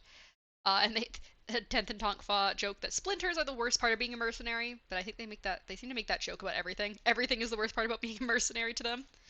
Um, Everything's bad about being and yeah, they found a whole bunch of they have like some bags of stuff sitting on a desk, and they've also found 5,000 marks, which they specifically did not run out off with. And I think they make a comment again about like, oh, you expected us to run off with the money. Yeah, because we're mercenaries. Why does everybody expect Yeah, mercenaries to just steal your money? they like that kind of joke there. And Vivenna, I found this cute. Vivenna notes that she's growing attached to the two mercenaries. She kind of likes them. They're friendly with her and everything, and she's getting along well with them. So yeah, what do you think of Denth and Tonkfa's incredibly thorough searching? Do you think they found everything? And do you think they actually showed Vivenna everything they found? I Yes, fully yes. support the way they search the house. Yep. You know, And break from the everything inside. wood. Yeah, it makes sense. You know, I would have done the same thing. I mean, they wouldn't have found certain things if they didn't like the note or the Yeah, marks I mean, they say that they before like that had was something. knocked on the door and thought it sounded hollow, but it was just a different type of wood, which is why they broke it down like that. Yeah, And yeah, do you also share Vivenna's feelings on the mercenaries? Are you growing attached to Denth and Tongfa, or do you not trust them at all? I think they're awesome. I think I think they're cool, right? Like we're going to like them. I also think uh they're joking and doing a bunch of stuff to like uh make it seem like oh mercenaries never get trusted and stuff. And in the end, there's gonna be a reason why, and they're gonna backstab. You know? I see, I see. So you think they're gonna be playing the long game and they're gonna betray them in Yeah. the end? They're like, yeah, we don't get any trust, we don't get anything of value, like like respect. And then at the end they're gonna be like, this is why. This is why you don't trust mercenaries. Yeah. I mean, that would be a good punchline to their whole joke thing all Yeah. the way through. Um, sorry, I think did you say if you what do you think I about don't that? know. I think they're awesome, and when the Yep. third person comes in, I feel like we're gonna hate that person. You're gonna hate Jules. Yep. What I if feel like we're gonna Jules all hate him. what if Jules is like an old granny or something? Or if An old Jules what? comes in here and it's just like, all right, we're leaving. Is an old granny, is what he said. Oh, you guys still haven't met Jules yet. Maybe we'll never meet Nope. Jules. Maybe she's a lie. Figment of the imagination. Um, So yeah, Vivenna then goes through the papers of the Lemexes that they found. She finds a bunch of letters between Lemex and her father, but the most recent letter um, mentions how apparently the king had specifically sent money for Lemex to buy breasts to get into more types of meetings. Although I believe it is mentioned later by Vivenna that uh, it was not as many as he had though. Like he still has kind of been like um what's the word? Stealing. He's still stealing from them. Yeah, he's still been stealing and stuff from the kingdom, but a lot of the stuff was still kind of like the plans. I mean, maybe he had the same reaction as Vivenna, like once he got the first breast, he's like, "Oh shit, I want more." Because it seems like they're kind of addicting. Like Vivenna has to keep kind of reassuring herself, like, "Oh no, this is actually bad. I can't be taken in by all the awe and wonder that I'm seeing with all this." Um, and he'd also sent lots of extra money, although also not as much as had been hidden away. So they had specifically been sending more money and gotten him some breath to be able to get into do what needed to be done, which was I believe cause distractions in the city to try to keep the war kind of like as delayed as possible, trying to create chaos and things like that. And Vivenna though also learns of her father's favoritism here, so she had been completely drawn in by the whole it's better for our country if you stay because war's coming. And she kind of sees here like, oh, he specifically just didn't want to send me because he likes me more than my sister, which I believe she's a little conflicted about. She doesn't she thought it had been all plan and she'd been agreeing with it, and now she's like, oh shit, poor Siri. So yeah, does this information change your view of Lemex in any way? I mean, he was obviously still greedy, but less so than we were originally led to believe. uh I still think he Who? was like low-key Wait, did, corrupted. who? Who we talking about? But, Lemex, the old the man. dead spy.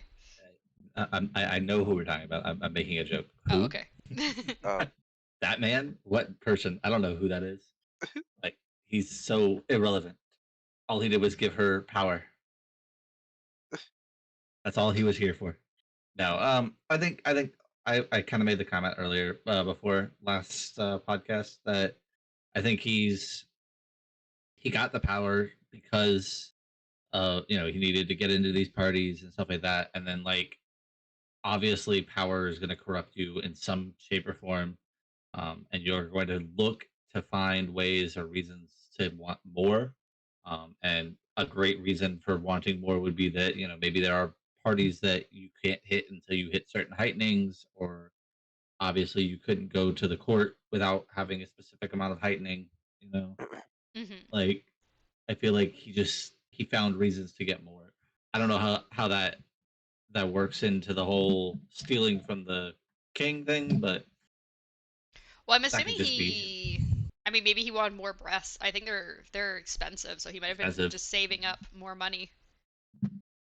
possibly. More Um, breath. Oh, yeah. I want to be the God King.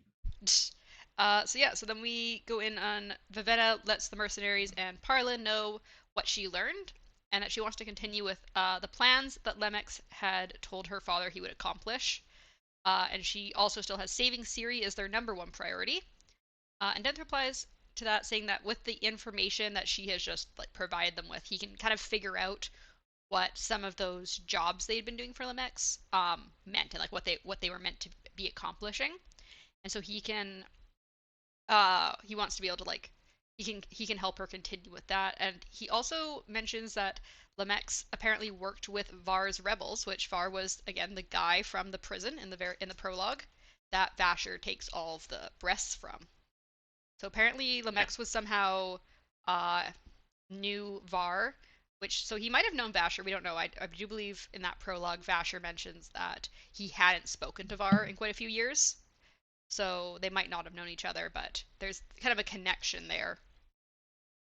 So yeah, what sort of chaos and distractions do you think Vivenna and the mercenaries will cause in the city? Slaughter them all. Yeah.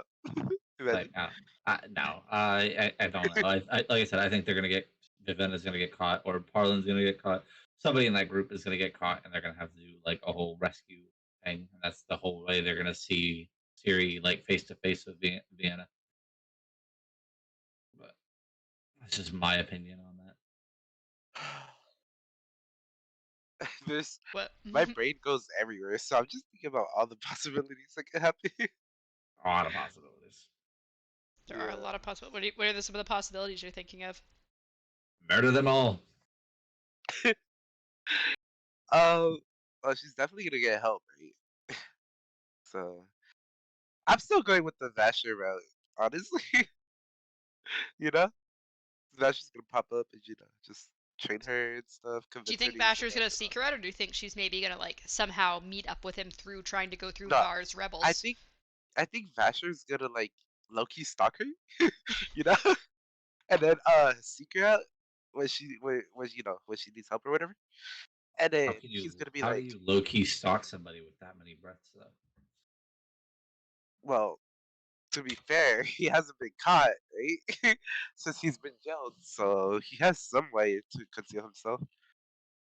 He's got Or Nightblood. people just yeah, I was saying, or people just don't like Care. give him the give Yeah. him the time of day. Like when him or her went into Well, the court, they just kind of didn't pay him any mind, kind of a deal. Mm-hmm. yeah. Well, I mean, to be fair, with the amount of people with like breaths in general, like a large amount of breaths Mm-hmm. in general, I doubt it's like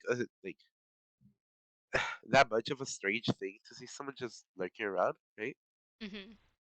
So I mean, it's not. It's a city like with full of people that It's have like it's a right. city, but you see, the sword murdered people, and nobody seems to care. It's okay. Swords murder people all the time. That's what they're made for. Not by themselves. I mean, we don't know he did it by himself. He got taken by people each time, Yeah, like and what then if? everyone just ends up Okay, dead. what if they like just sewer slided? Like suicide themselves. I don't know. Yeah.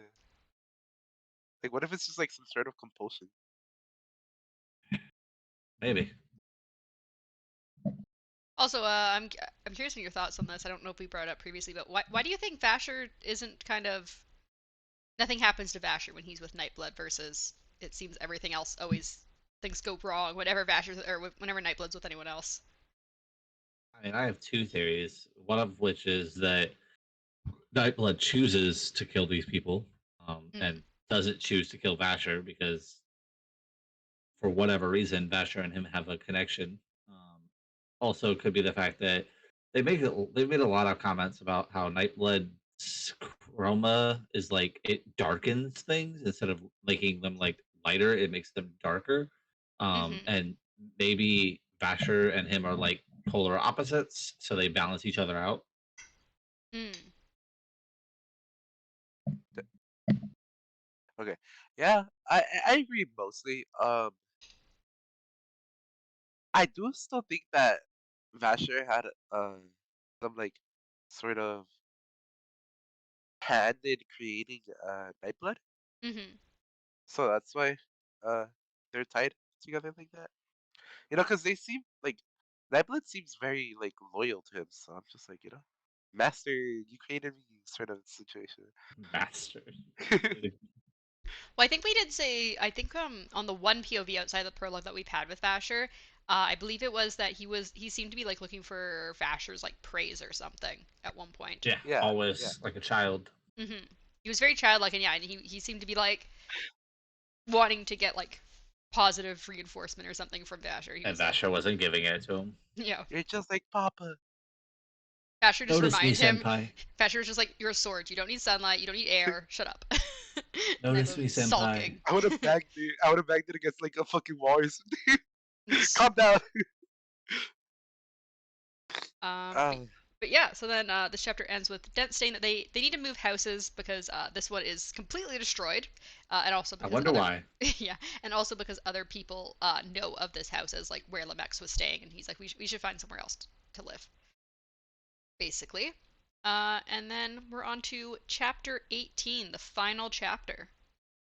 What? I thought we were like, 20. No, there's not chapter 20. So we're back with Siri in chapter 18, who's contemplating all of the information she's gotten from various people, such as Bluefinger, Trellides, Lightsong, and the priest she was watching earlier at the arena.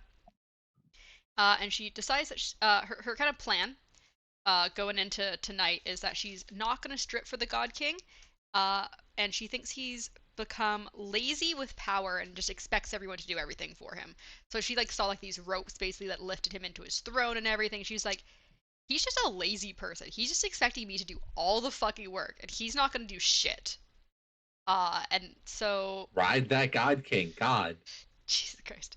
And so yeah, so she decides that her whole plan is to like not strip for him. And so we do know that her plan does change, but what do you think of her original plan of confronting the God King? Do you think it would have worked? What do you think his reaction would have been? And what do you think the people listening would have done? fuck, I forgot there was people listening. Well, I think. See, all right. See, here's the thing, right? Because she screamed at him already once, or to some extent, she spoke to him at least, uh, and nobody did anything about it. So the people that are apparently listening don't seem to care enough about that. Maybe it's not Uh, that they don't care; it's that they can't do anything without the God King himself saying it. You know? Possibly, but like I feel like they would have at least made the comment, especially with what's his name, Trello or whatever. Like he would have at least made the comment that you know you spoke to the God King in an ill manner. But I think that if she was to do like an outburst or something like that, they might show themselves at some point and like burst in to like save the God King. Even though I don't think he needs their saving, but like Yeah. to jump in there. Like if she was to be like, "I'm gonna kill you" or something, they'd probably burst in to try to stop her from doing so. Hmm. But I don't know. I think her plan was sound. I think it would have been. I think if she had showed some backbone, maybe the God King would actually give her the time of day. Yeah. For some, for some reason, I don't know why, but ever since I realized that the God King's not gonna do something himself, I always thought she was gonna get so frustrated to the point where she would just walk up to the couch and sit on him. Right? Just Gosh. just sit on it. Like, I mean, he's not even undressed. She'd have to undress him and everything too. nah, just sit on him. Oh, Yeah, okay. you just like chill there. He Okay. can do. He can do the rest. If he really Uh, wants it, he'll do it. so anyways, Siri's waiting outside of the God King's bedchambers with Bluefingers as per usual, and she asks if people have really been watching her. So this is when we kind of learn that the people are just listening. So, um, Yep. yeah. And So he kind of does a the thing thing where he he like, notices, yeah, he doesn't say it outright. He yes. points and does gestures, and that was the cool part about it because it makes me think They're always listening. Yeah, so they're still Uh-huh. listening. I mean, we know that like generally how she ends up in front of the bedchambers is she's with servants who have been prepping her, and then she goes through a door into a hallway, and then there's another door right in front of her. So the servants from before could be listening, like the servants that had been dressing her and everything could be listening from that side, and like And we she don't know does what seem we're to listening talk to from. them a lot too. So Yeah. And so, yeah, so he kind of like points at his eyes, shakes his head, and then points at his ears and nods, I believe is how it works. And so he's kind of like, they're listening, not watching. Um, so she also asks if she's in danger, and Blueface does reply to this, but I think he whispers the whole time. He's like, she's in more danger than she knows. And then like as she's kind of going into the bedchamber, she's like mouthing like that he has to help her. And he kind of mouths back, "I cannot, not now." And so Siri states that she'll have to corner him later and find out more about what he knows. So yeah, what danger do you think Bluefinger knows of, and do you think Bluefingers will be able to help Siri? Because it seems like he wants to, but do you think he's gonna have like the opportunity to be able to help? Because it sounds like he's kind of like worried about giving away too much as well. What if what if the king has an STD? oh god, And he's just like, maybe I maybe shouldn't. that maybe that's why they're still. Maybe that's why all the babies are stillborn. Uh, But oh, I think I mean it was stated before that who was it? Was it Vasher was talking to I don't remember what the priest's name was or It something. was it was a priest of one of the other And gods. he stated that he should speak to Bluefinger. So it was already pretty much set that Bluefinger is some kind of a I'm harsh to use the word rebel, but Mhm. kind of like a rebel. Yeah. And he's not like down with the entire thing that's going on. So I mean, it leads you to think that maybe he is going to at some point attempt to help her in a much more concrete and viable way, but he just hasn't figured that plan out yet that'll Mhm. work. Um, but yeah, I don't know. He just doesn't. He seems like a nice guy. Even though I don't like him that much, but Mhm. Yeah, it was apparently Bebed was the name of the priest. yeah. Um, actually, let me double check what his it was. Priest to Bright Vision the True, which I don't believe we've met Bright Vision yet. Unless he was the shirtless man that walked by. Yeah, he could be the shirtless guy. We don't know. But yeah, I think Bebed had said that his god and himself didn't really get involved in politics, that All sort of right, so stuff. so on that topic, Midnight, I need you to Google search me the topless guy so I can see what he looked like, so I can give you I don't know. a I don't picture. know which god that was. I don't know how to search You, that. you gotta search it and give me a picture so that I Oh I my can see god. it. I actually So I don't search it, because you told me I Oh can't. my gosh. I already searched it up. No, I'm Excuse joking. me. When I I was searched like, when I I searched was actually, Warbreaker topless god, it there doesn't there's no pictures that I can find. It's just oh, random other Warbreaker art. None of them are of the shirtless god. I'm sorry to tell you. And I was gonna ask you if you could like send pictures of like Of who? what each character uh, so uh, far uh, looks like. or like give us like so we can visually see it. I guess I get ideas of things Um, in my head, but who do you I'd love want to know what pictures Bluefinger of? looks like. What's Blue. Bluefingers look like? I Or mean, he wears tell brown any. and he has blue fingers. Uh, Yeah, but like oh, this is here. This is what someone's representation of him looks like.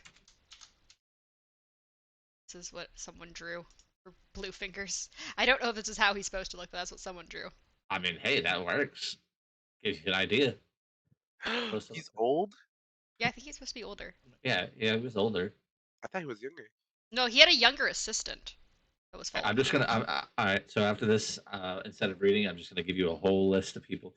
Oh my gosh. Um. Like, This would help so much. Anyways. Um.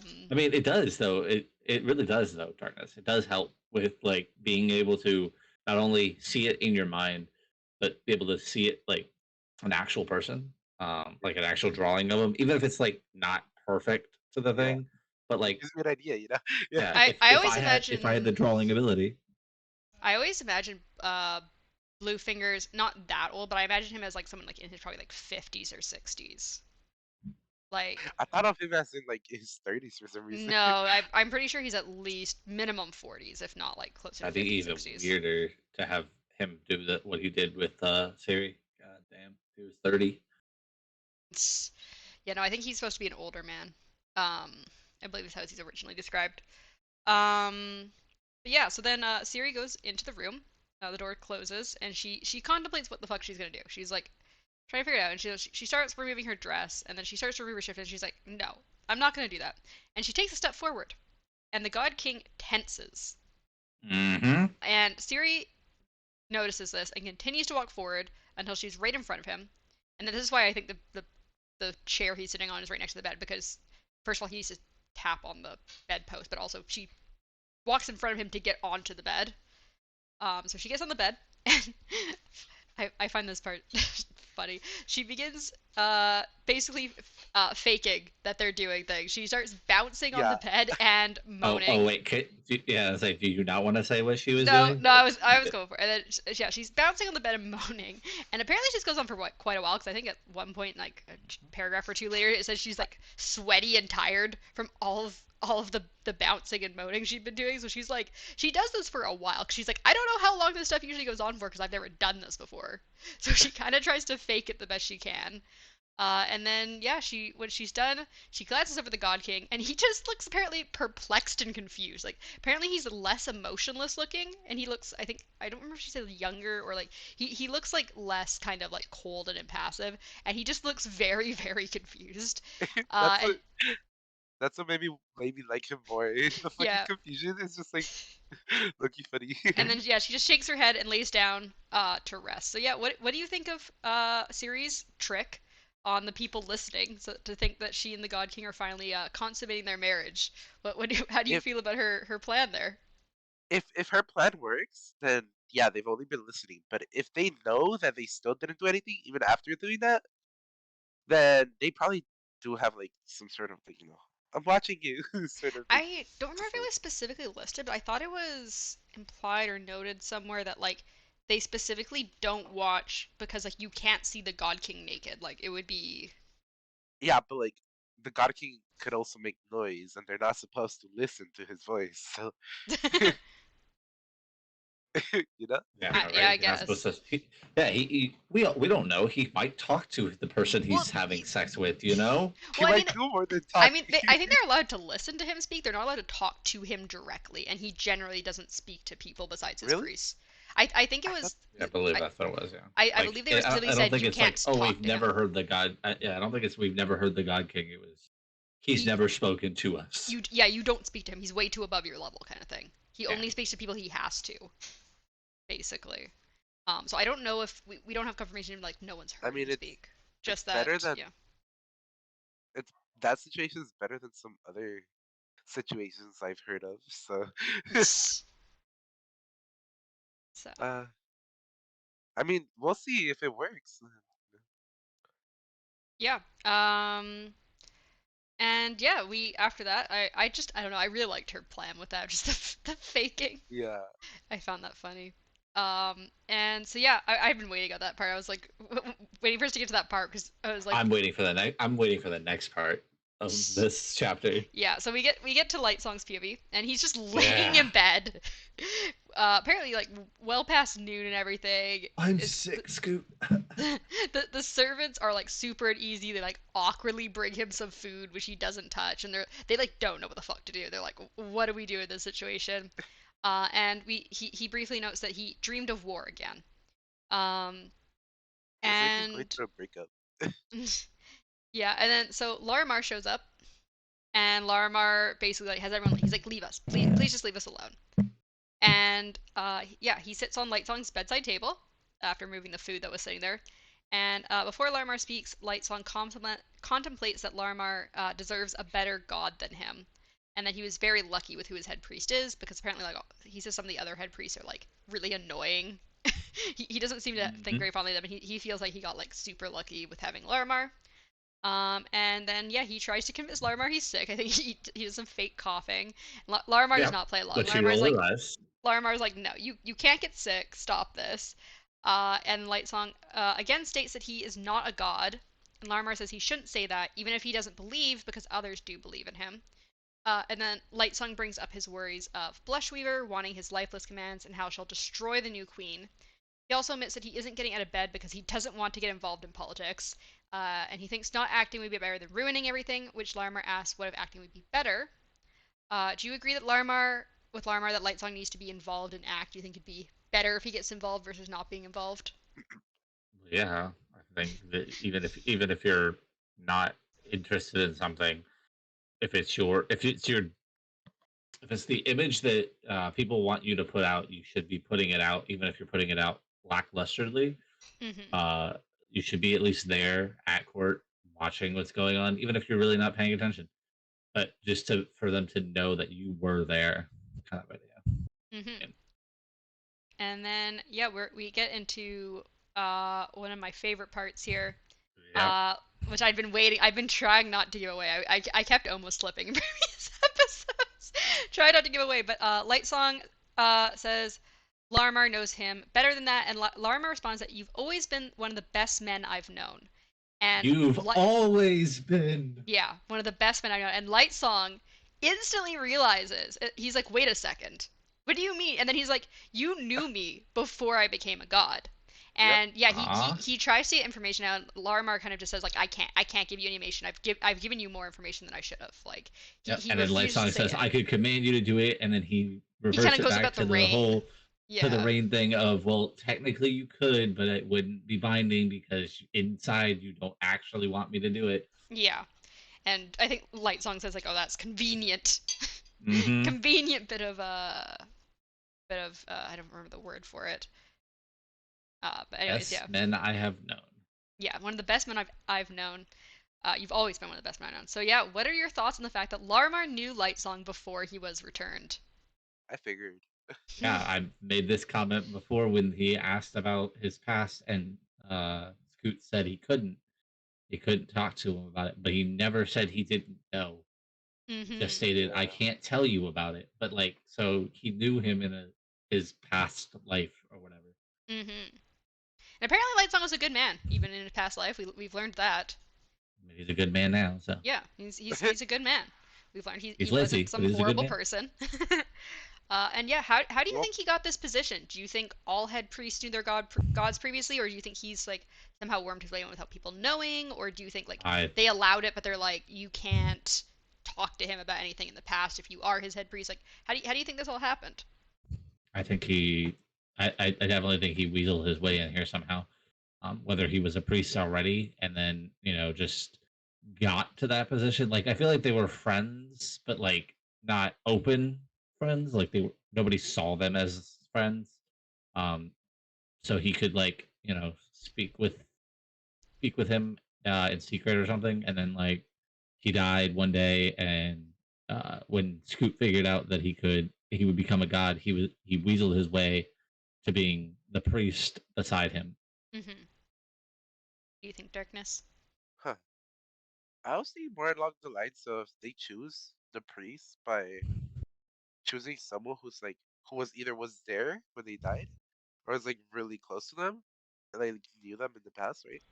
So So you they think could all the keep head that. priests knew the gods then, that their head priests I knew? I feel like that could be it. So they could like keep them away from what could remind them of their past.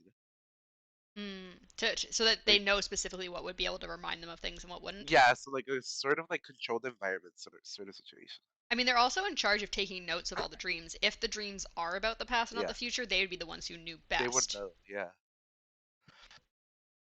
So yeah, maybe. I mean, I think either way, could be possible. It could be he was like, oh shit, I mean, we don't know what relationship they had. Friend, brother, son.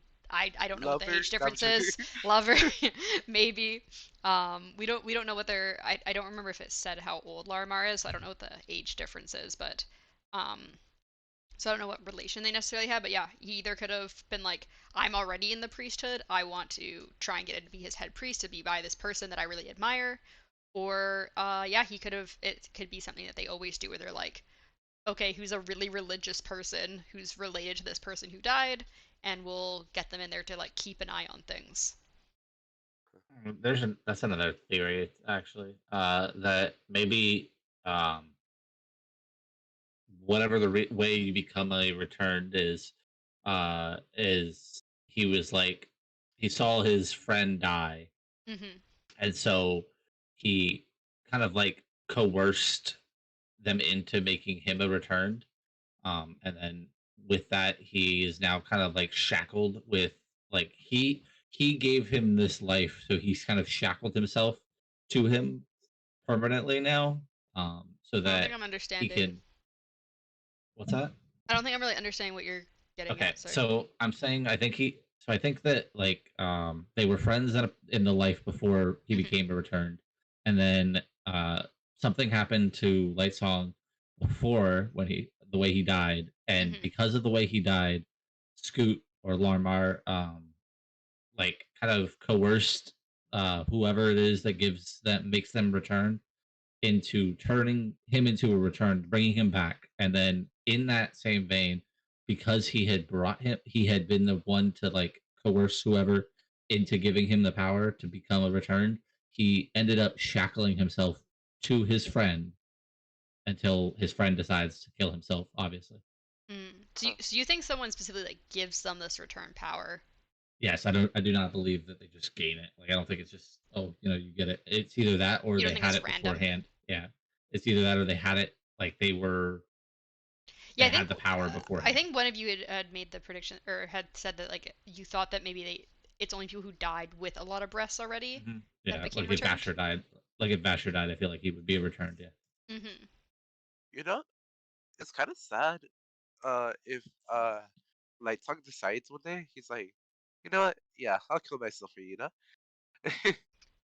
Well, I'll give you my what? breath, and then it's just Scoot there, left Or alone. Scoot.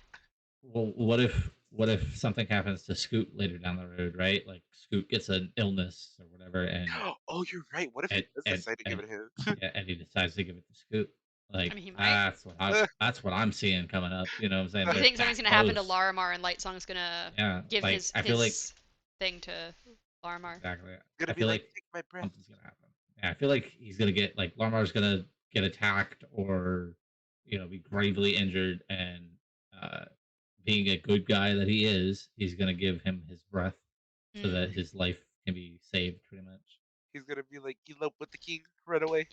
You think he'll be like how Lomex did to Vivenna? Like Larimar's gonna be like, "Don't do this," and he's gonna like force it on him. Be like, "No, you're gonna live." Star Mm-hmm. impassibility there. Have that kind of parallel there between the two. Yeah, pretty much. I mean, I feel like that's a very viable option. Hmm. I want to see if it makes him a god, or if it just makes him very powerful, I mean, or if it just another kind of viable theory, and like if Siri and him were to like become better acquainted with each other, that maybe Siri's outbursts and stuff like that kind of she already has a target on her back, Hmm. and maybe Blushweaver is kind of like her plan kind of becomes a thing where she attacks Siri inadvertently through whatever means, Mm. and then he gives his breath to save Siri. Mm. That would be uh, really it would be an interesting dynamic if she had breath and was able to basically, be a return or not a return, what's An this? The awakener. summoner one. Awakener, yeah. If she Mm. became an awakener, that would be an interesting turn of events for the God King. It would be, I yeah, it'd be wonder, very interesting. I wonder what would happen if you as a return give your breath to another return. They become a God King. That's how the God Imagine. King's created. Uh, Um, but yeah, Maybe so fifth heightening the giving to a fifth heightening. They become a tenth heightening. right? Yeah, math. I don't think it's just a plus. I think it's like exponential increase. I don't think two fifth heightenings make a tenth heightening. Yeah. Actually, I can look at the Oh, like a level up system I with can like look at the the more XP bar. I can look at the back of my book. The back of my book tells me how many breaths. So you need 2,000 breaths for the fifth heightening, and you need 50,000 for the 10th. Oh wow, So you need Tens of thousands. that's a yeah lot of breath. How yeah. many do you need for the fifth? Fifth is 2,000. What? That's how is that? What? Yeah. So it That's goes very first is low. The 50, jump. The second is jump. 200, third is 600, fourth is 1,000, fifth is 2,000, sixth is 3,500, seventh is 5,000, eighth is 10,000, ninth is 20,000, 10th is 50,000. Damn. And then 11th is 100,000 and We only know of 10. I'm not going to say if there's more than that or not. There is more. You I'm see not that? going to You see say. that? She refuses to say, right. so there's more. I agree. I'm with you, Darkness. Her withholding information means that there is more. But anyway, so The the 11th is last part like omnipotency. the last part of this chapter is Larimar insists that Lightsong has duties to attend to, such as looking at the art, and Lightsong notes that Larimar always makes him feel better. He always has a way to somehow to lift his mood back up. And Lightsong then asks him for advice on what to do about Blushweaver and the Queen, which I think when he asks for something again, Larimar kind of like freezes up, thinking he's going to ask about more stuff Mm-hmm. about himself. But yeah, he asks about Blushweaver and the Queen, and Larimar states that he can't give advice, only that Lightsong should do his best. And Lightsong's final note is that he never bothered to find out what his best was. Yep. You see, Um, you see, it is from what you do that we learn. If I guide you, then we gain nothing. yep. So yeah, what do you think Lightsong's best is? I mean, he's never bothered to figure out. Do you think he's going to be super good at stuff, or do you think it's going to be a disappointment, or what's going to happen there? I think he's going to disappoint himself because he's too good. He's going to be disappointed by how good he is at politics and everything. Yep. He's going to be like, fuck, I was really good at this, wasn't I? That makes sense. That would be kind of ironic. Yeah. Any notes, Darkness? Nah, I kind of wanted to go that way, so manifest. All right, so You know? we just got a couple of my overview questions now. Uh, so we didn't get a POV from Vasher again. That's been, I think, two episodes with no Vasher POV. Do you think although we did see him for a moment, do you think we'll see him That again soon, or get a POV from him again soon, or do you think we're mainly going to see him through maybe like Vivenna or other people's point of views now? No, I think we're getting another Vasher POV as soon as like the next like chapters hit. You think like episode 5 we're going to have a Yeah. Vasher POV? Uh huh. Because well, I mean, they gotta explain why he was like you know staring into her soul. No. So yeah. What if he wasn't though? What if he was just looking in the direction and she just assumed he was? I mean, she says she could feel him looking at her with the breath that she has, but maybe he really wasn't like, he's just staring into space, and she He's just like, I'm happened to be in so that bored. direction, and I'm it just so happened to be in bored. that direction. Yeah. I mean, I don't know. I don't. If it's not, it's. I feel like it's gonna be with either next chapter or not next chapter, next episode or the episode after. So hmm we get a POV from Vasher, I but I think think it's coming. so next episode is episode 5, but after episode 6, I think we're about halfway through the book. So you think we're going to get a POV before the halfway point? Well, yeah. I mean, I feel like it's gonna be before the Sanderlanche for sure. All right. Another question. What are your guys' thoughts, kind of just overall on Susabra now? We've seen him kind of like that tensing up when Siri was approaching him. We've seen him kind of be like cold and like emotion. Mythic's putting hearts around himself. We've seen him kind of be like cold and emotionless when You coming asked me out. what I think about Susabron, so We see him kind oh of. wait, I'm sorry, Susabron. Oh gosh, please don't. Hey, So we see him. Yeah, he seems like tense and he seems kind of like uncaring at some points. What are you guys' kind of overall thoughts? I mean, I think I mean, that's he again is if a he's the same mysterious daddy. person. It's again if you think that's the same person or not. I think it is now. I think the person that's in the room now is Susabron. I don't think the one before it was.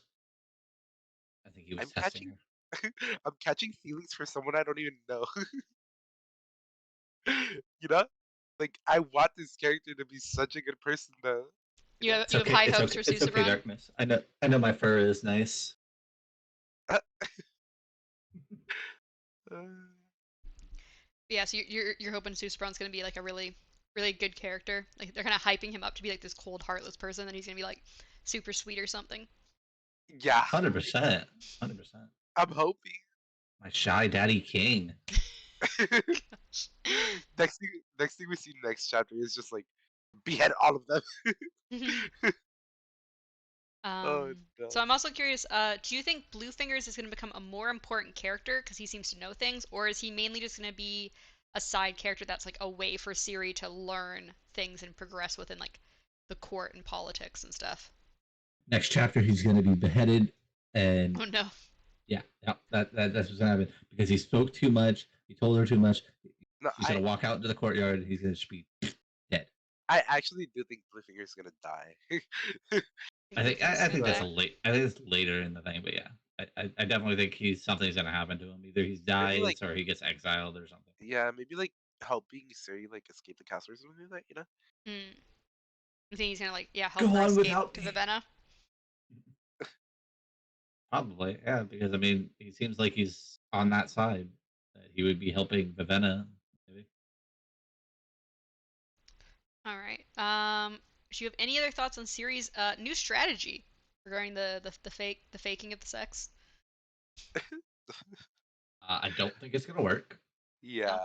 Yeah. I don't think it's because I don't think it's because that they're actually watching. I think they are listening, but I think they're smart enough to realize that probably not having sex with him. Hmm. But She should have rubbed up on him so she smelled like him. or he smelled like her. That's what I meant. That's what I meant. Because she was the sweaty one, so I mean, yeah, I mean, she does get bathed in perfume stuff, so Yeah, so he would smell like her, and and it then would make sense. I But mean, I mean, honestly, that could be the reason they know she hasn't had sex with him too. Every time he walks out, they give smells. him a he little doesn't. sniff. He doesn't. Yeah, he has no perfume on him. That's fair. That's a fair thought. Yeah, you think she would think of that, like maybe at least rub her dress on him or something, or like throw it at him. Throw it. Oh I yeah, thought, that I I thought, would love that. I would I love thought she that. was. Yeah, at some point, I thought she was gonna throw her dress at him. Be like, Oh just I god. fucking thought talk to of me. Do yeah. something. She just strips. She just strips and just like tosses them at him, and he's kind of like peeking from under the clothes. He's like, what the fuck? That, and now I need that. Now I need that as a fucking picture. Find that for me, Midnight. I don't know if I could get a picture of Susabron Do it. peeking Do Susan. it through in her a. dress because it got Wait, you should run. You should run these through an AI art Oh my thing, odd. gosh. so we can get a like proper I All right, don't depiction. I don't think so there's a all photo of right, that. AI. I need AI art of Susabron. Do you want me to just look up a picture of Susabron? Because you guys haven't seen a picture of him yet.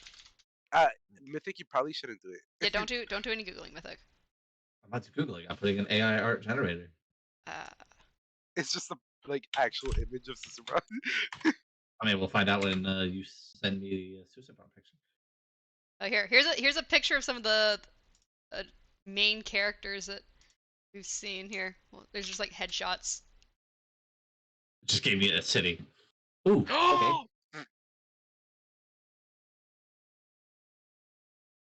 Oh no. What? That shirt is so fucking cute. Uh, What's up? What's up, darkness? I might have to fight Mythic for Light Song. Nah. um, You're not fighting me for him. Light Song is uh, my king. You can have Susabron or Vasher though. I feel like I look more like Vasher, so I'm like, no, All right, you take Vasher. You take Vasher. I take Light Song and Susabron. Got it. no. All right. Anyways, I had a couple more questions before we end this. more. Huh? I said more. More pictures? No, More, more No more more questions. questions. questions. Okay. So yeah. So after that, yeah. Do you have any other thoughts on Vivenna's plans here with what's gonna go down there? She's gonna get all the breasts, and then she's gonna go almighty push and destroy the whole world. I mean, it kind of in the same vein of what you just said, but more realistic. I think she's going to get to the point where she kind of gets. I don't know about. It's either desperation or just kind of like the anger behind it.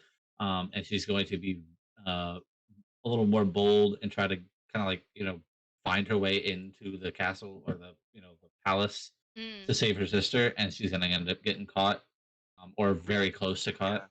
Mhm. I say realistically, my opinion is she's gonna have a little training montage with Vasher, right?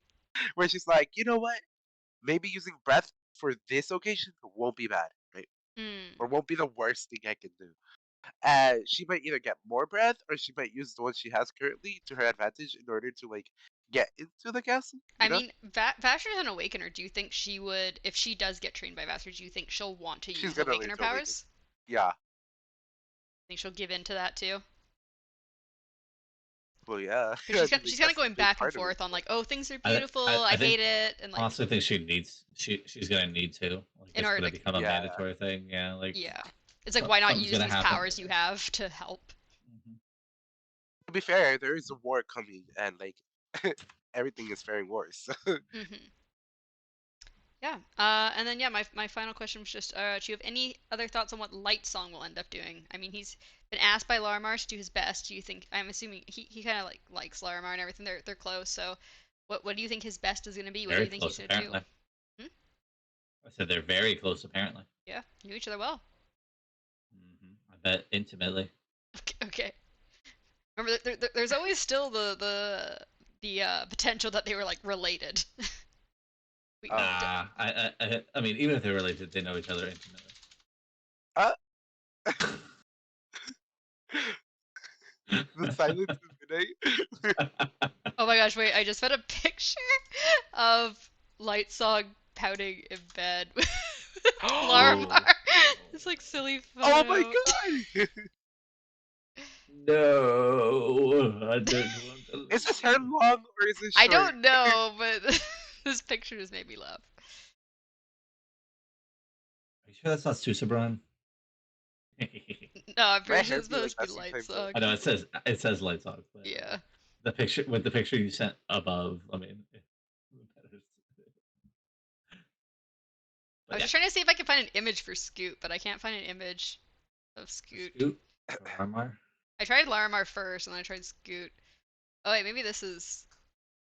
Okay, Larimar looks really old in this picture. I don't know if he's supposed to be this old or not. This is the I only don't think he's other that old. picture I can find. I don't know. I feel like he looks pretty old there. Why he old like that? I don't know.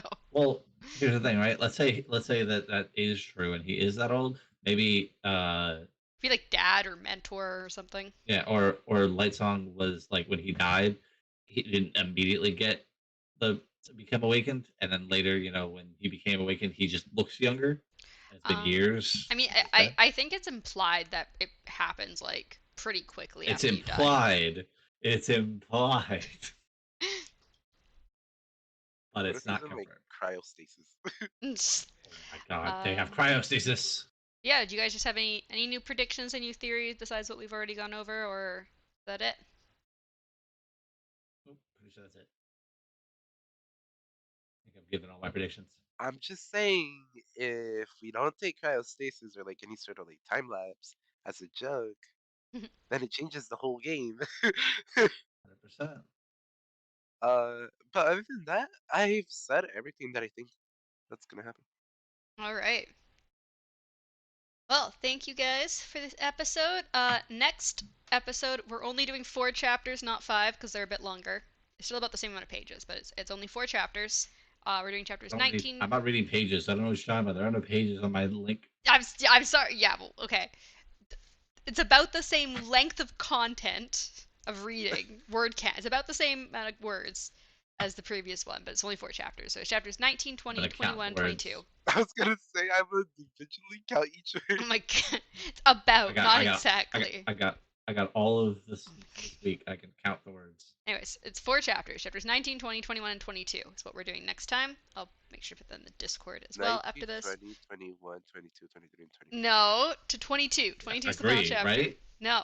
Make it even. Make it 25. You know what? No. 24. I'll leave it in the middle. Just make it 30. No, we're making Yeah, it right. Even 22. better. No. Final chapter you're reading is 22 next week. Just 4 chapters. All right. So darkness. We're reading the 30, right? Oh my gosh, no. Actually, I think most episodes from it's gonna be Is 4 chapters 19 for to a 22? while, and then we'll go back to 5 chapters for a bit. Looks like. It's 19 to 22, right? Yeah, 19, 20, 21, and 22. 4 chapters. Yeah, okay. You'll be reading next time. So yeah, thank you guys so much for this other episode, and we'll talk again next week. Yes.